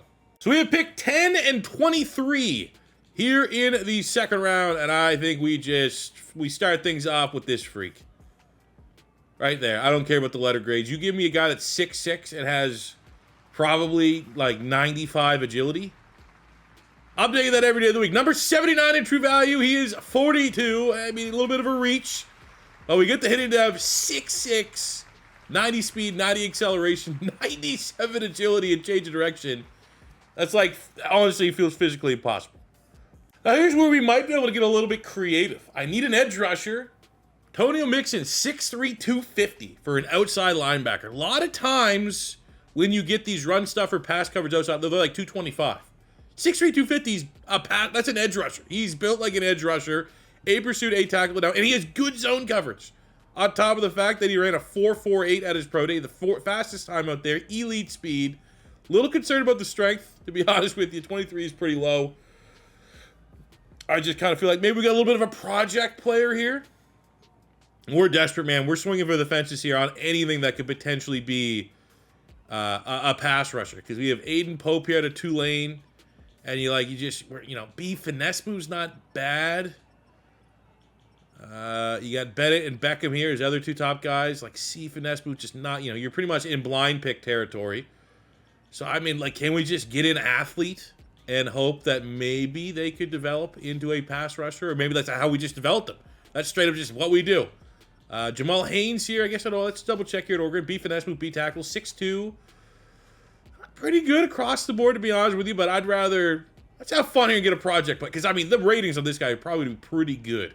Especially with those letter grades and that combine. Now, maybe normal dev, which would be annoying considering, oh shit! Maybe normal dev, and it still could be, because not a freak athlete. And if we're going to kind of make him a project player, where I imagine like power rusher, speed rusher are going to be very, very low, it doesn't even matter what else would explain, because we do get the dev trait. But if he was a normal dev, and we plan on making him a project and just straight up like dumping all of our points, regardless of if it increases his base overall or not, by making him, probably with his lack of strength, a speed rusher, normal dev would make that much more difficult. But that is, all right, a gamble. It might not ever work out, but we'll try our best. We have picked 10 and 23 in the third round. This guy is kind of sticking out here a little bit. Mike Colvin on the other side. B zone, B pursuit, B block shed. Sherwood, Jamie and Sherwood, our middle linebacker, and we obviously saw with Quincy Williams, they're the final year of the contract. So getting successors in place is important. And this guy's just a premier athlete that you want to gamble on the traits. Now, it would be better, nice if he has elite acceleration and speed, but he has 4.6 speed, so maybe he's probably going to be like in the mid-80s. But I like the elites. Usually an elite base, there we go, number 45 in true value. Get him at 74, 91 acceleration, 86 speed. He's going to play middle linebacker. That's a good get. And there's another linebacker, Green, that was right below him. That could be interesting. Or with our next third-round pick, it might be most beneficial to go for a guard. And a guard, we got a big-time athlete. I'm going to go with the athletic traits over grades. Look at that, because we have Gary Bennett. It's between Bennett and Spence. And Bennett has the A in pass block power, but we don't know what his base pass block, and he has C overall for run block. And his combine is, look at his ratings. It's solid. I think that's a fair way to say it.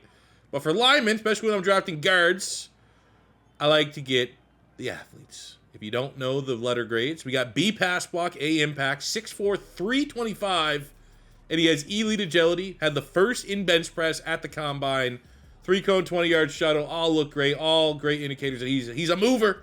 He's a people mover. George Spence, can our streak of normal devs, or hidden devs continue, or will he be our first normal? 34 true values, we knocked the value out of the park. Sir, let's go, man. What a draft, especially we got 2 first-round picks next year, was our first-round pick. Blind pick territory, but rarely have I seen a quarterback like this. Russell Clinton. It's almost just like you get this guy in and then switch his position around if you got it. Elite acceleration, agility, jumping speed. You know? Just what does that look like? 135 in true value, 151. Woo! Okay. So take a look at our draft recap. Whoa! Okay, well, maybe the base rating's not too crazy down the stretch here. Got a speedster running back in Sanders. The quarterback, 68. Big-time athlete there, Russell Clinton. But for our picks, like the premier picks that I felt real good about, George Smith at right guard. He'll be left guard. But the Simpson replacement, 74 with a hitting def. Mike Coleman, who is going to play actually inside linebacker. Let's see if that rating shifts up any. 73 is a run stuffer. Pass coverage kind of sucks. There is a downside to like drafting kind of athletes, so he might not actually have a huge rating bump when we move him inside the middle linebacker. He takes a rating hit, but that's going to be his position. He's got to be a successor for at least one of our two linebackers. Antonio Mixon, 76. Now show me some guy here. There's tools and traits there. It's not like he's not a pass rusher. 68 overall pass rusher. So it's fair to just view it as such. If you told me I get a 6'3", 250-pound hidden dev, 68 overall hidden pass rusher in the second round with these type of traits, with 85 tackle, 93 hit power, 86 speed, 80 acceleration, good pursuit, and we're just gonna be able to dump our points into finesse move the whole time. Like, I think we got something there for sure, but it will be a gamble. I think the only thing that's kind of a saving grace is like we just haven't really had great production out of our edge rushers, outside linebackers anyways. So if it doesn't work out, I don't think it's going to be the end of the world or a death sentence for our defense. First round pick, obviously we have 2 first round picks next season, but our big get here is Wyatt Light. I think he has truly a chance to be just like, what is this build? 99 juke move. Like, he has the stats of a guy that's like 5'8", 160, and he's 6'6", 210. Sick. One player I wanted to see is Ches Hill, because that is the guy that I was considering trading up for. I thought he was going to be a steal until he was not. God damn. I mean, that's, similar. You know what, though? Similar build to the linebacker that we got. Different skill sets. He looks real. Let me just see the depth trade. Because if I was going to trade, it would have cost me probably 2 first-round picks. And he needed to be at least a superstar. He's only a star, so that would be underwhelming for what it would have cost me to steal him away from the Raiders. They had a hell of a draft, man. Give them credit. All right, I want to get some work with our wide receiver, one of the future, potentially, here in Light. I figure at 6'6", even up against a great Sauce Gardner, we should dominate in this drill. I'm thinking because it's Sauce and we're not going against some like cupcake corner, silver would be acceptable. I'd love to see if I can earn the gold here. As long as we get some good balls from Anthony Richardson, we're getting good push-off and separation. Just physicaling. But, I mean, Sauce is a very physical corner. 6'3", 200-plus pounds. But so far, the rookie... Oh, we get forced inside. Throw the jump. Oh! No, that might have cost us gold. Oh, I like the chance. That's not a good ball. I mean, our goal was silver. I think gold, again, rookie. He's like 72. Against Sauce, who is probably the highest rated corner in the NFL right now. Silver is and we're 1,300 away from gold. This kid's got, we got to get him on the field early and often here his rookie season. Once out of training camp, here's the project. Antonio Mixon, we are going to try our best. I've never done this in a rebuild, at least in Madden 25, where I just try and make someone something they're not. I think the closest would be when we made Daniel Jones, trying to salvage his contract way back when we did our first kind of realistic rebuilds. I made him a tight end, trying to make him Taysom Hill.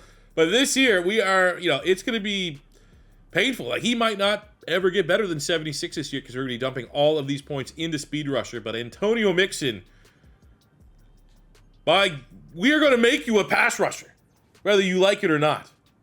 And what could be potentially a costly decision, I think Garrett Wilson, he's a 99 overall. We could keep him here. Slot wide receivers eat a lot, but my argument would be it's more likely that he produces at our wide receiver 2 with Light in at slot versus Wilson as our slot and Light on the outside. I think we'll get better combined numbers here. If it's like, say, midseason, it doesn't look to be that way, we can definitely move Garrett Wilson back into the slot where he's a proven winner, but I'd like to think, realistically, you need to be our wide receiver 1. We have no more Devontae Adams. You got to win on the outside. We're not going to let you get the easy way through the slot position. Yeah, this is what you want to see to kick off year number 4 here with the Jets. Getting a win week 1 over the Jags, 26-7. Great defensive performance. And Malachi Starks with a 2-interception game gets Defensive Player of the Week. What a start. All right, it continues again. We beat the Patriots, start 2-0. We have another Player of the Week performance. Malachi Starks with 2 picks week 1. Sauce Gardner, 3 picks year 2. And we're trying to, set a rebuild record for interceptions, I guess.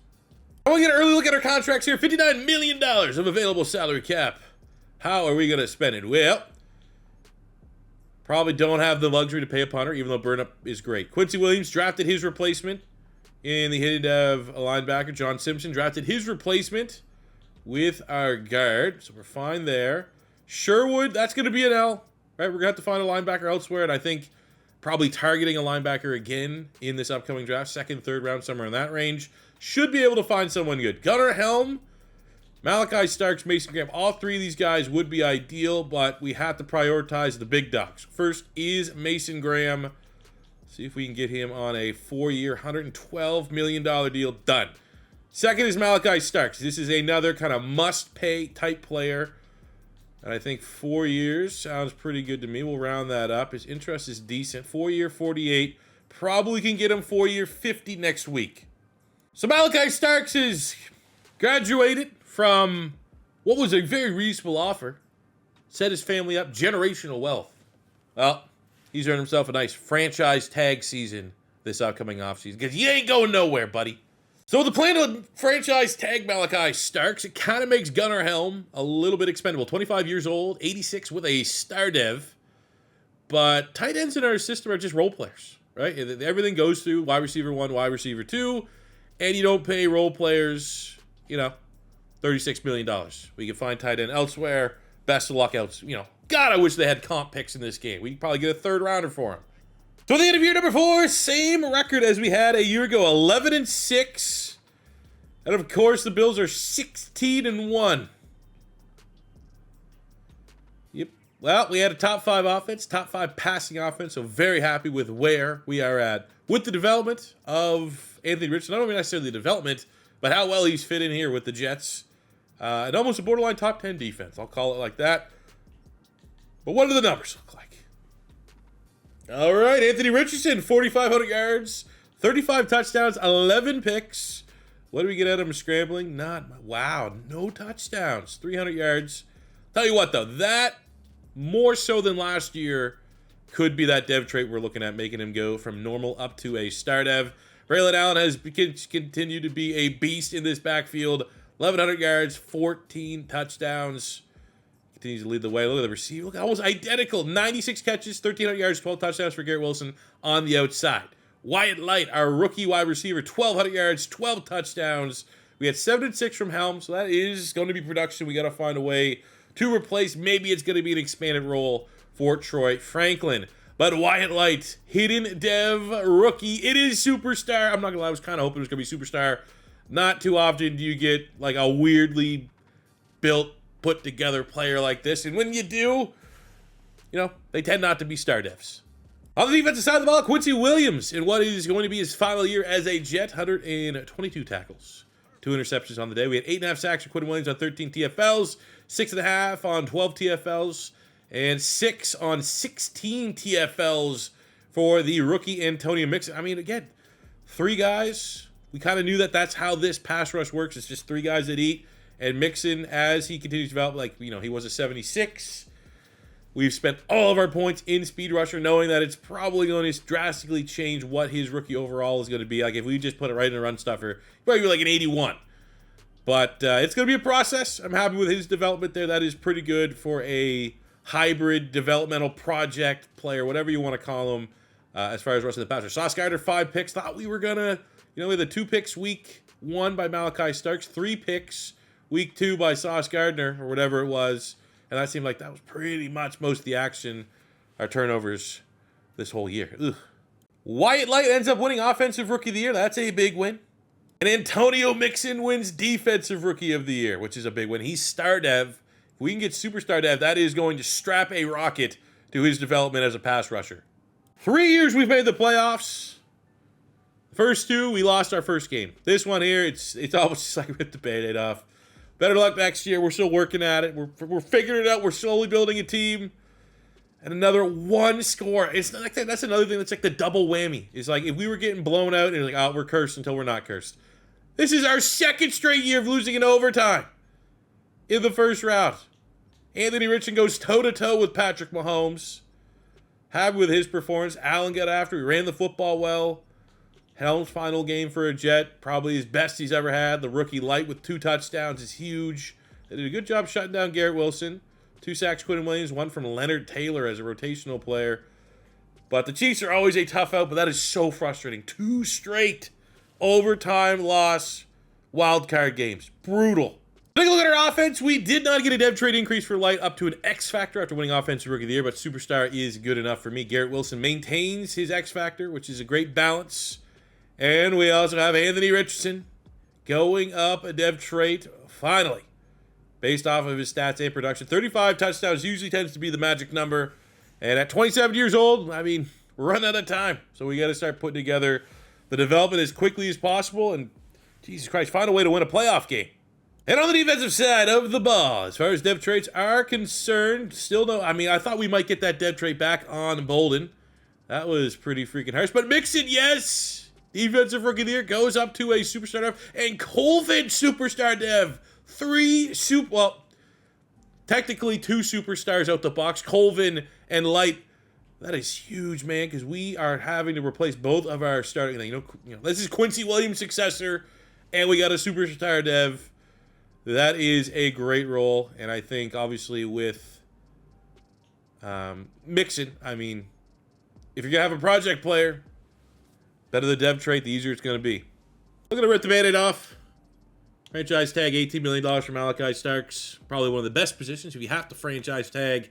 At safety for Blake Miller, we're going to decline because we want to pick up a long-term contract extension next season.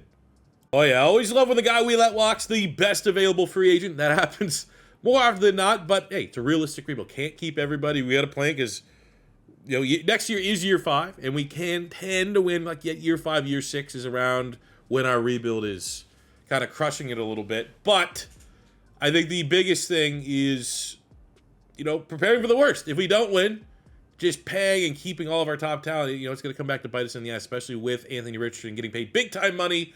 So you have the pain of watching your players hit free agency and be the best player in free agency. $20 million this year. I think we're just going to put all of our attention towards the draft where we have 2 first-round picks. But look at the upcoming draft. We do have 2 first-round picks. Oh, yeah, baby. We got a top 5 talent there, DeAndre Hopkins. Now, this is, you know, that's just kind of look for a BPA. And you know, that's, I'll say why. What made this guy stand out is the traits. Elite in acceleration, ran a 4.81, put up 40-some reps on the bench press, and he'd be a scheme fit. He can either play nose tackle or we can put him at defensive end. It gives us some flexibility there. But the position that I did focus on was tight end because I knew I had to replace Gunnar Helm. And we scouted the only first-round tight end in Browning, but not 100% sure if that's going to line up with our pick. Hearns looks really good because he had that A awareness, which, you know, ties to rating I tend to find. B catching, A catching traffic, A short route running, A medium route running. I'm interested. So we got a couple options there, tight end. I feel like we just got to see where the board falls. So the board, not bad at all. Pick 21. We can look at a couple different options here. But I think ultimately for us, we need a linebacker as well. There's definitely secondary needs for our team. And let's see what we got here. Ooh. I mean, got the big dog here. Darryl Waller, no relation. What we got for man coverage? Anyone? Zone coverage? Ooh, double A's there on Cruz. 245 with an A. Shields there. Okay, those guys look legit. What round? They're going around 3 and 4, so we're not even going to be thinking about them at pick 21. Is the tight end still on the board? Damn it!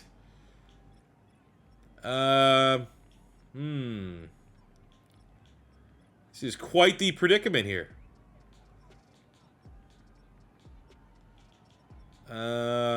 Shit. Yeah, really didn't expect my board to get destroyed that much. So, with that being said, man, this tight end is really nice. It's stupid value to go here.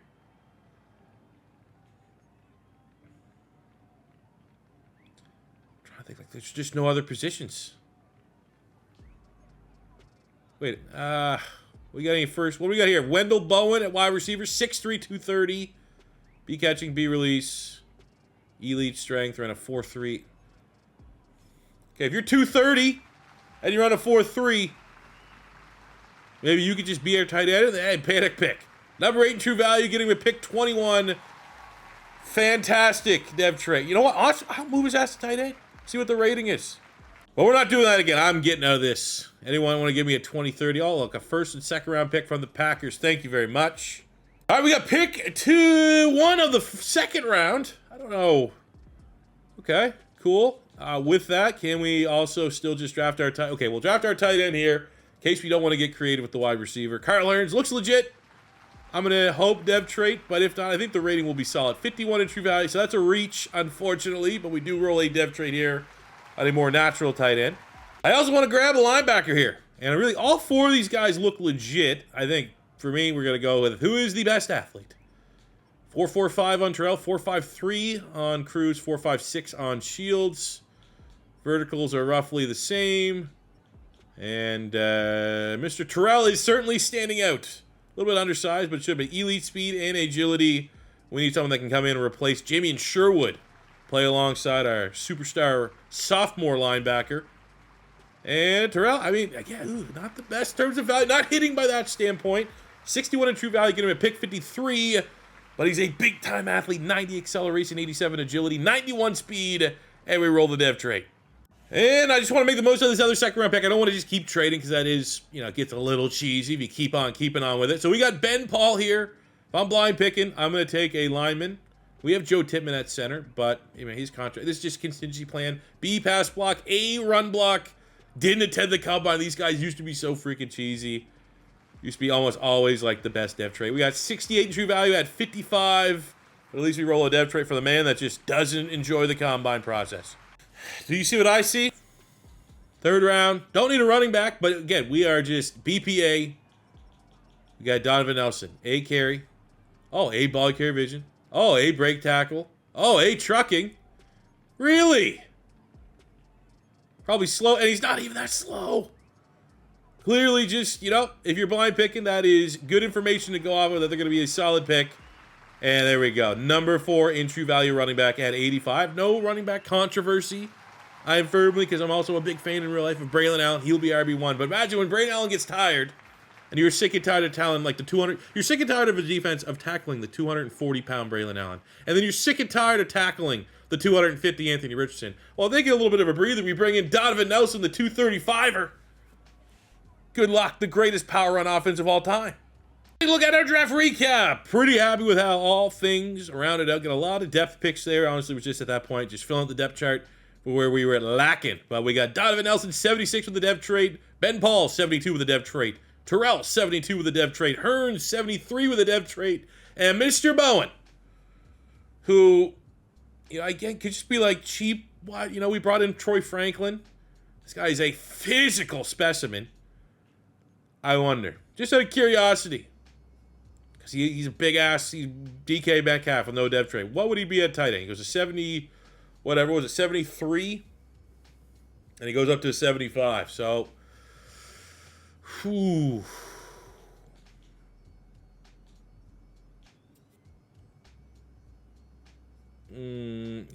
He probably. We could put him at tight end, and then he could still line up as wide receiver in our depth chart. So I think we'll do that. Maybe put him at wide receiver 3. Maybe let the hidden dev tight end star. I don't know. We got an interesting dilemma. And we'll always remember that Bowen is. You know what? No, let's make him a wide receiver because we got a hidden dev tight end. Trust the hidden dev tight end. All right, so let's take a look here at the Jets team going into year 5. Year 5's right around the time, I'd say, on average, year 5, year 6, that we can find a way to win a Super Bowl. Is this team there right now? We've made the playoffs 3 times, and we're 0-3. So I don't, Anthony Richardson does have a dev trait. Is that him taking the next step to become a not only a dominant player, but a dominant player in the playoffs that can carry this team on a run. Because, I mean, you look at Garrett Wilson. He's at that age. He's already lost a couple points of regression, right? Tippmann, Vera Tucker, like those guys aren't getting any younger. Pretty much as good as they're going to get. You look at the defense. Quinnen Williams is fighting off regression every single freaking week, it feels like. Sauce Gardner is fighting off regression every single week. Terrion Arnold is at his ceiling. Will McDonald is at his ceiling. So I think in that regard, like, we got to start winning. We got to start because the core of this team is hitting that. We're there. We need to win. So, goal this season in year 5, I think, honestly, you just get a baby step. At minimum, I want one playoff win. But I think this team, obviously, as you look at it, do you see a single weakness? I don't see a single weakness. We're a Super Bowl capable team. We just got to freaking figure it out and win in the postseason.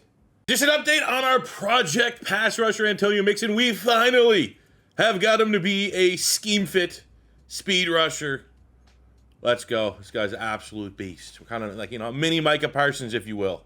So we're in the bye week, and 6-4. It's not a brutal pace to be at. However, rolling into the bye, we're coming off a 56-27 loss against the Broncos, which isn't great. But looking at our rankings, I mean, offensively, 4th in points, 4th in passing, top 10 in rushing, defensively, top 10 in rush yards. However, the points per game, I mean, that doesn't help when you give up 50, especially the week before you gave up 3 to the Titans. So, kind of a hot and cold defense, but I am proud that our team is now 90-plus in all of the overall categories, and that just kind of shows you where we're at. Look at the contracts. We got Malachi Starks playing on the franchise tag, so that's going to be... Oh, here we go. I mean, we're at that point, right? Where it's... Who's getting paid? So Will McDonald, unfortunately, the production is not there. AVT.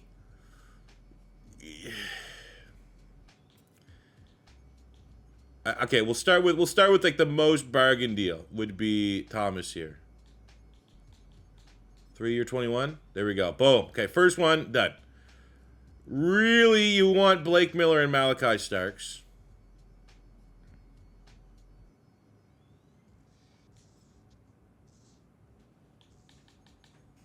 I feel like Miller's the one you need to pay. And there's a chance that we'll get extra salary cap when it rises at the end of the year to give a competitive offer to Malachi Starks. But that's very much up in the air. AVT's gone. We're going to have to... We have depth there. Will McDonald's just not playing. Malachi Starks will be interesting. It'll be painful to lose him. So for the 3rd straight season at the end of year 5, we go 11-6. What a treat. We get the Kansas City Chiefs, the 9-8 Chiefs here. Awesome. Right, the wild card round. We still have yet to win an AFC East title. The Patriots go 14-3. This might be the longest in all of my rebuilds that I've gone without winning a divisional title, at least in Madden 25. Looking at our player stats, Anthony Richardson was a top 10 quarterback in every measurement. 4,500 yards, 36 touchdowns, 14 picks. Hell of a year. I don't know if that'll be good enough to get him superstar, but he could. He could, and I wouldn't be shocked. Running the football, 1,100 yards, 22 touchdowns for Braylon Allen. He has been a touchdown machine. And I bet if you're a Jet fan or anybody that just knows the roster, you would not have guessed that probably by halfway of next year, Braylon Allen will be a 99 overall running back for us. But that is very much the case. We'll put the C on his chest. What a development. What a freaking powerhouse. I called him Blastoise when he was at Wisconsin. He looked like freaking Blastoise when he was out there. Big man Blastoise, baby. For the receivers, we get 1,300 yards, 16 touchdowns for Garrett Wilson, 11 and 14 for Wyatt Light. So that is the elite 1-2 punch that we need them to be. The rookie tight end, Carl Hearns, 700 yards, 3 touchdowns. Wendell Bowen, our first round panic pick, 500 yards. For Hearns, he had a hidden dev, and it ends up being a superstar, which is gigantic. We are drafting incredibly well. I'm about getting fed up, honestly, with the lack of winning success that we've had, because I've hit it out the park with most of our... needed a tight end. Not only this scenario where it's like, all right, we needed a tight end. The tight end that we scouted for a first round gets overdrafted. So then I panic pick a wide receiver that could potentially play tight end. And then in the second round, we draft the tight end that I had scouting on, and we luck into a superstar there and a normal dev on our first round pick. At the end of the day, it just makes our depth chart better. It gives us a lot more depth across the board. Mike Colvin leads the team. 102 tackles, has 3 picks as well. We got 12 sacks for Quinton Williams, 8.5. Antonio Mixon, 8 on 17 TFLs from Mason Graham, and 6 sacks from Tanu Vasa. Happy with those numbers. I mean, Will McDonald just never did anything, so it's not a loss that he's about to cash out and hit free agency. On the sacks picks front, not bad numbers across the board. I'll tell you what, Malachi Starks kind of being the guy on the outside. No picks. And picks aren't indicative of obviously a good player, but you'd like to see a guy to contract year, maybe ball hawk a couple dudes. Oh, that's why the Patriots are so good. Okay. Well, offensive rookie there goes to Carl Hearns, our superstar dev tight end. Ooh, our linebacker Jarvis Terrell just misses out on defensive rookie of the year. Braylon Allen gets running back of the year, and all eyes are on him making the jump from superstar up to an X factor this offseason. So look at our matchup. Very rare that the Chiefs' defense is better than their offense in Madden anyways. And they're also like just not clearly the number one offense, which is also a little bit rare. But they know they're getting old. This is an aging Kansas City Chiefs team. But my expectations are maybe better luck next year. But you can always win. You never know. We are a better team, a better roster power. And look at that. Our first playoff win comes against the final boss in the wildcard round, 35-18. Over the Kansas City Chiefs with a player of the week performance from Anthony Richardson. 266 yards, 4 touchdowns. Let's go. Hell yeah, man. After 2 back-to-back overtime losses, look at that. We got 2 picks forced on Mahomes. Please don't be Malachi Starks, or I'm going to feel like I'm obligated to pay him. Run game wasn't crazy, but look at that. The 1-2. But look at Braylon out of the backfield. What a freaking weapon when you could dump it off to a 240-pound machine. 2 sacks. Malachi Starks gets a sack. Tadavasa, Mixon. We got Terry and Arnold and Sauce Gardner.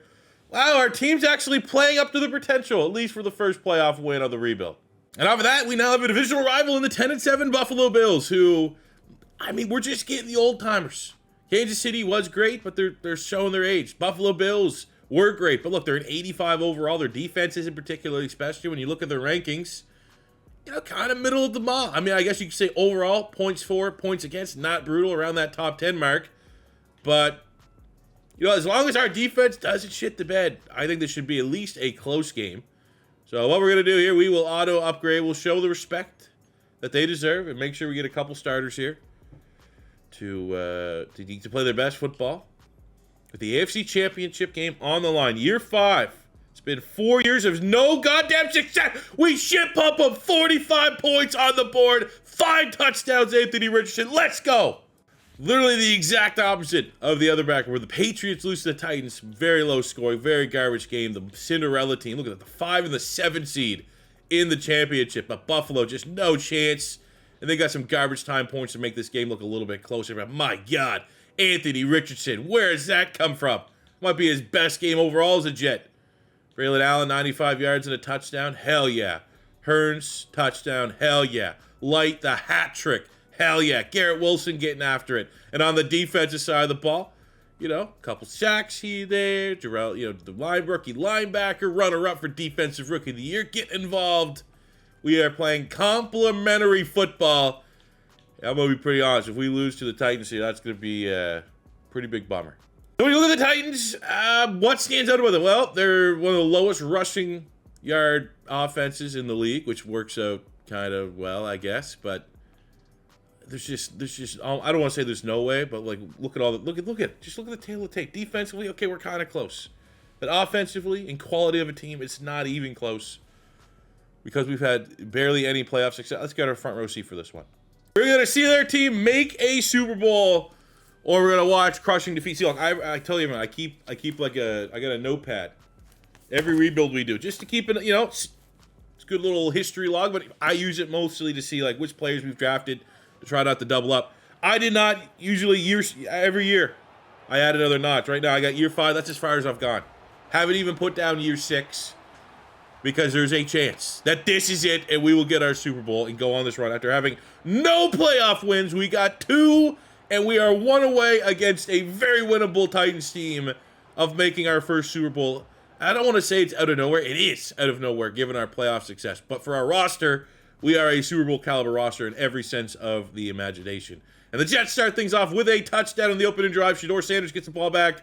They're able to get points on the board. But we've had some pretty nice methodical drives here.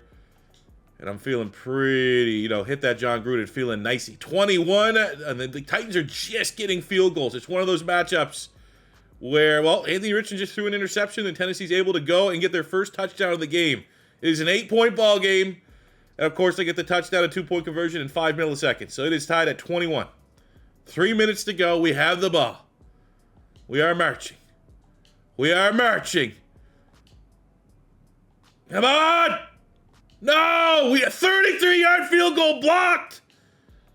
Are you kidding? There we go. Win it in overtime. Are you... that is... If we would have ended up losing that, a controller's getting thrown. But just like that, couldn't have been easy. Anthony Richardson and the Jets get their third win of the playoffs.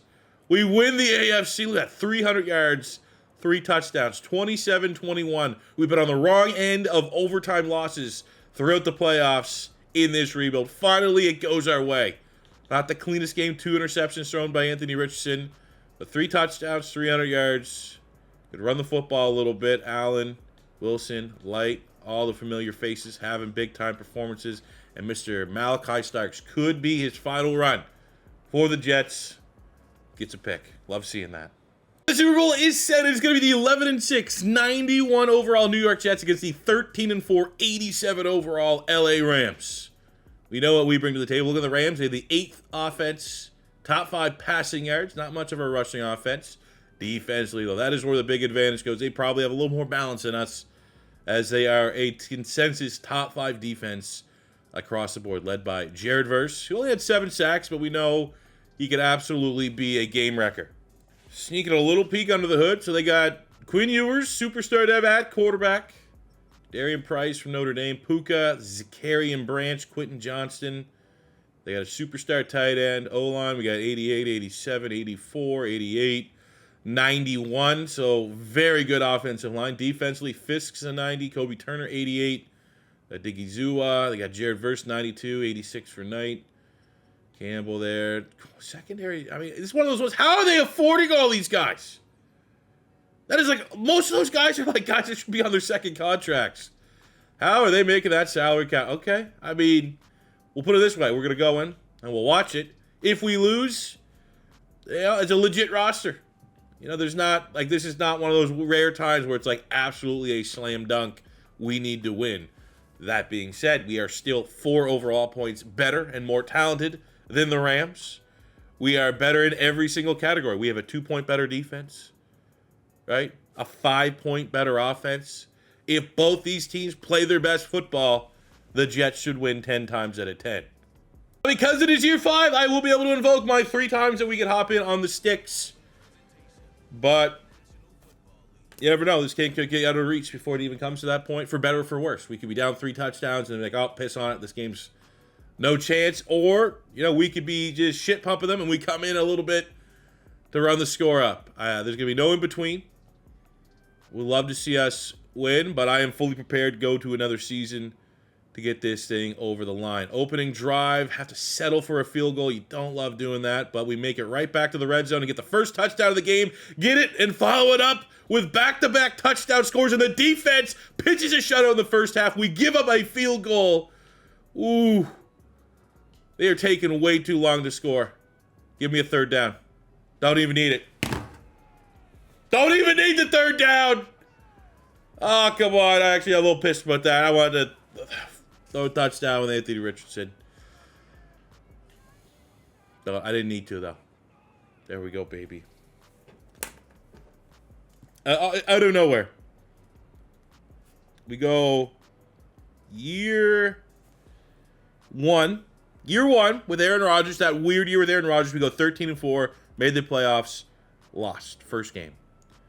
Year 3, 11-6. Made the playoffs. Lost first game. Year 4, last year. Made the playoffs. Lost first game. This year made the playoffs. Win 4 in a row. And we are Super Bowl champions. And not a great game by any regards for our quarterback. Definitely going to be a rare game where the quarterback is not your Super Bowl MVP. It is very much going to be Braylon Allen, the 99 X Factor, 129 yards, 2 touchdowns. That is absurd that we won the Super Bowl completed like 5 passes. 2.5 sacks from the project Antonio Mixon. Quinn Williams in the second half. Mason Graham with a sack. Super Bowl chance, baby. Out of nowhere. Let's go. As we always do when we wrap up our rebuilds, let's look at the career stats of the players and what they've been able to accomplish here today. We got almost 24,000 yards passing, 161 touchdowns, 102 picks for Anthony Richardson. Obviously splitting that time between us and the Colts since he's been here. He's been a very reliable 30-plus touchdown, great touchdown to interception ratio type quarterback. Running the football, 5,600 yards, 81 touchdowns for the X Factor, Braylon Allen. What a decision. I mean, hey, it was a gamble when we decided, like, you know what, we're gonna let. I can't believe I'm blanking on his name. We're gonna let the other running back there bounce from Iowa State. Breece Hall. Hey, it was coming. It's early in the morning. We're gonna let Breece Hall walk because I think we got something in Braylon Allen. It worked out because we sure as hell have something in Braylon Allen. Receiving, we got a 10K for Garrett Wilson and 95 touchdowns, 2,400 yards, 26 touchdowns for Wyatt Light. Troy Flang, I mean, he split that there. We got a little bit of receiving out of Braylon Allen. Defensively, Quinn Williams leads. You know, him and Sauce, a little bit of a dogfight there. But Quinn Williams, the 111 TFLs, 92.5 sacks. 32.5 from Mason Gray, who played nose tackle this whole rebuild. 27.5 from Will McDonald, who was a pass rusher and started every game as a pass rusher. That is real brutal. But hey, that's what we said. We're going to get Aaron Glenn as our coach, and we will force this Aaron Glenn Detroit Lions defense for better or for worse. 18 picks on record for Sauce Gardner.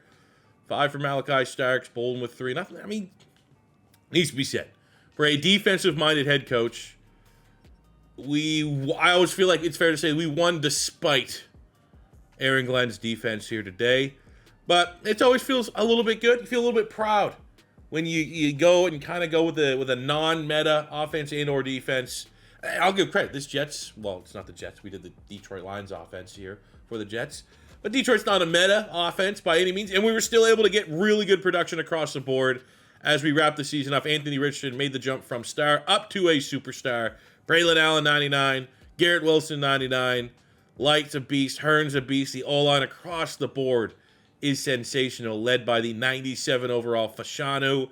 Defensively, battle. Mason Graham up to a 95. Quinn Williams, 94, was a game wrecker. Mixon, the developmental edge rusher. At least we were able to finally get him to be a pass rusher schematically by the time that this video finished. But across the board, hey, Bolden got his dev trait back. Drafted him as a hidden dev, lost it immediately. His rookie campaign only took us, 4 seasons to get it back. Sauce Gardner, 99. Brought over Terry and Arnold to reunite with Aaron Glenn.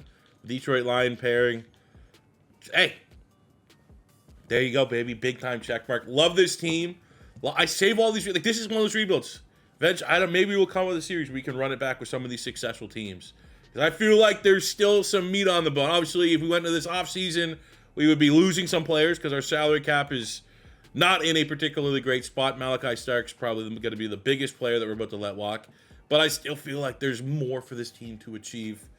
But the goal is minimum of 5, maximum of 10 years. Can we win a Super Bowl? And that is what we were able to do. So that will do it for today's video, fellas. I hope you guys did enjoy. As always, for the YouTube robots and for my research purposes, you hit that like button and you drop a comment in the comment section below about what team you want to see rebuilt next and who would be your dream draft pick in that scenario. I think right now, leading the charge, if I'm looking at who's going to be our next rebuild, I know the Chargers have been popular. I see you, Charger fans. You're on the list, on the short list. And then we have pretty much all the teams that have been hiring new coaches that make interesting. I think Jacksonville with Liam Cohen. That could be real interesting. Since I've started recording this video, it's been a couple days. The Raiders got a new coach. We've already kind of did a Ben Johnson Chicago Bears rebuild. You guys can go check that out. We probably will rerun that back at some point. But please let me know in the comment section below what rebuild you guys want to see next, and we'll make it happen, likely coming out on Monday and or Tuesday of next week. But that'll do it for me today, guys. Hit that subscribe button if it's your first time stopping by and you're enjoying the content. I very much appreciate it. And until next time, with your boy C4 saying peace out, love ya. Have a good one.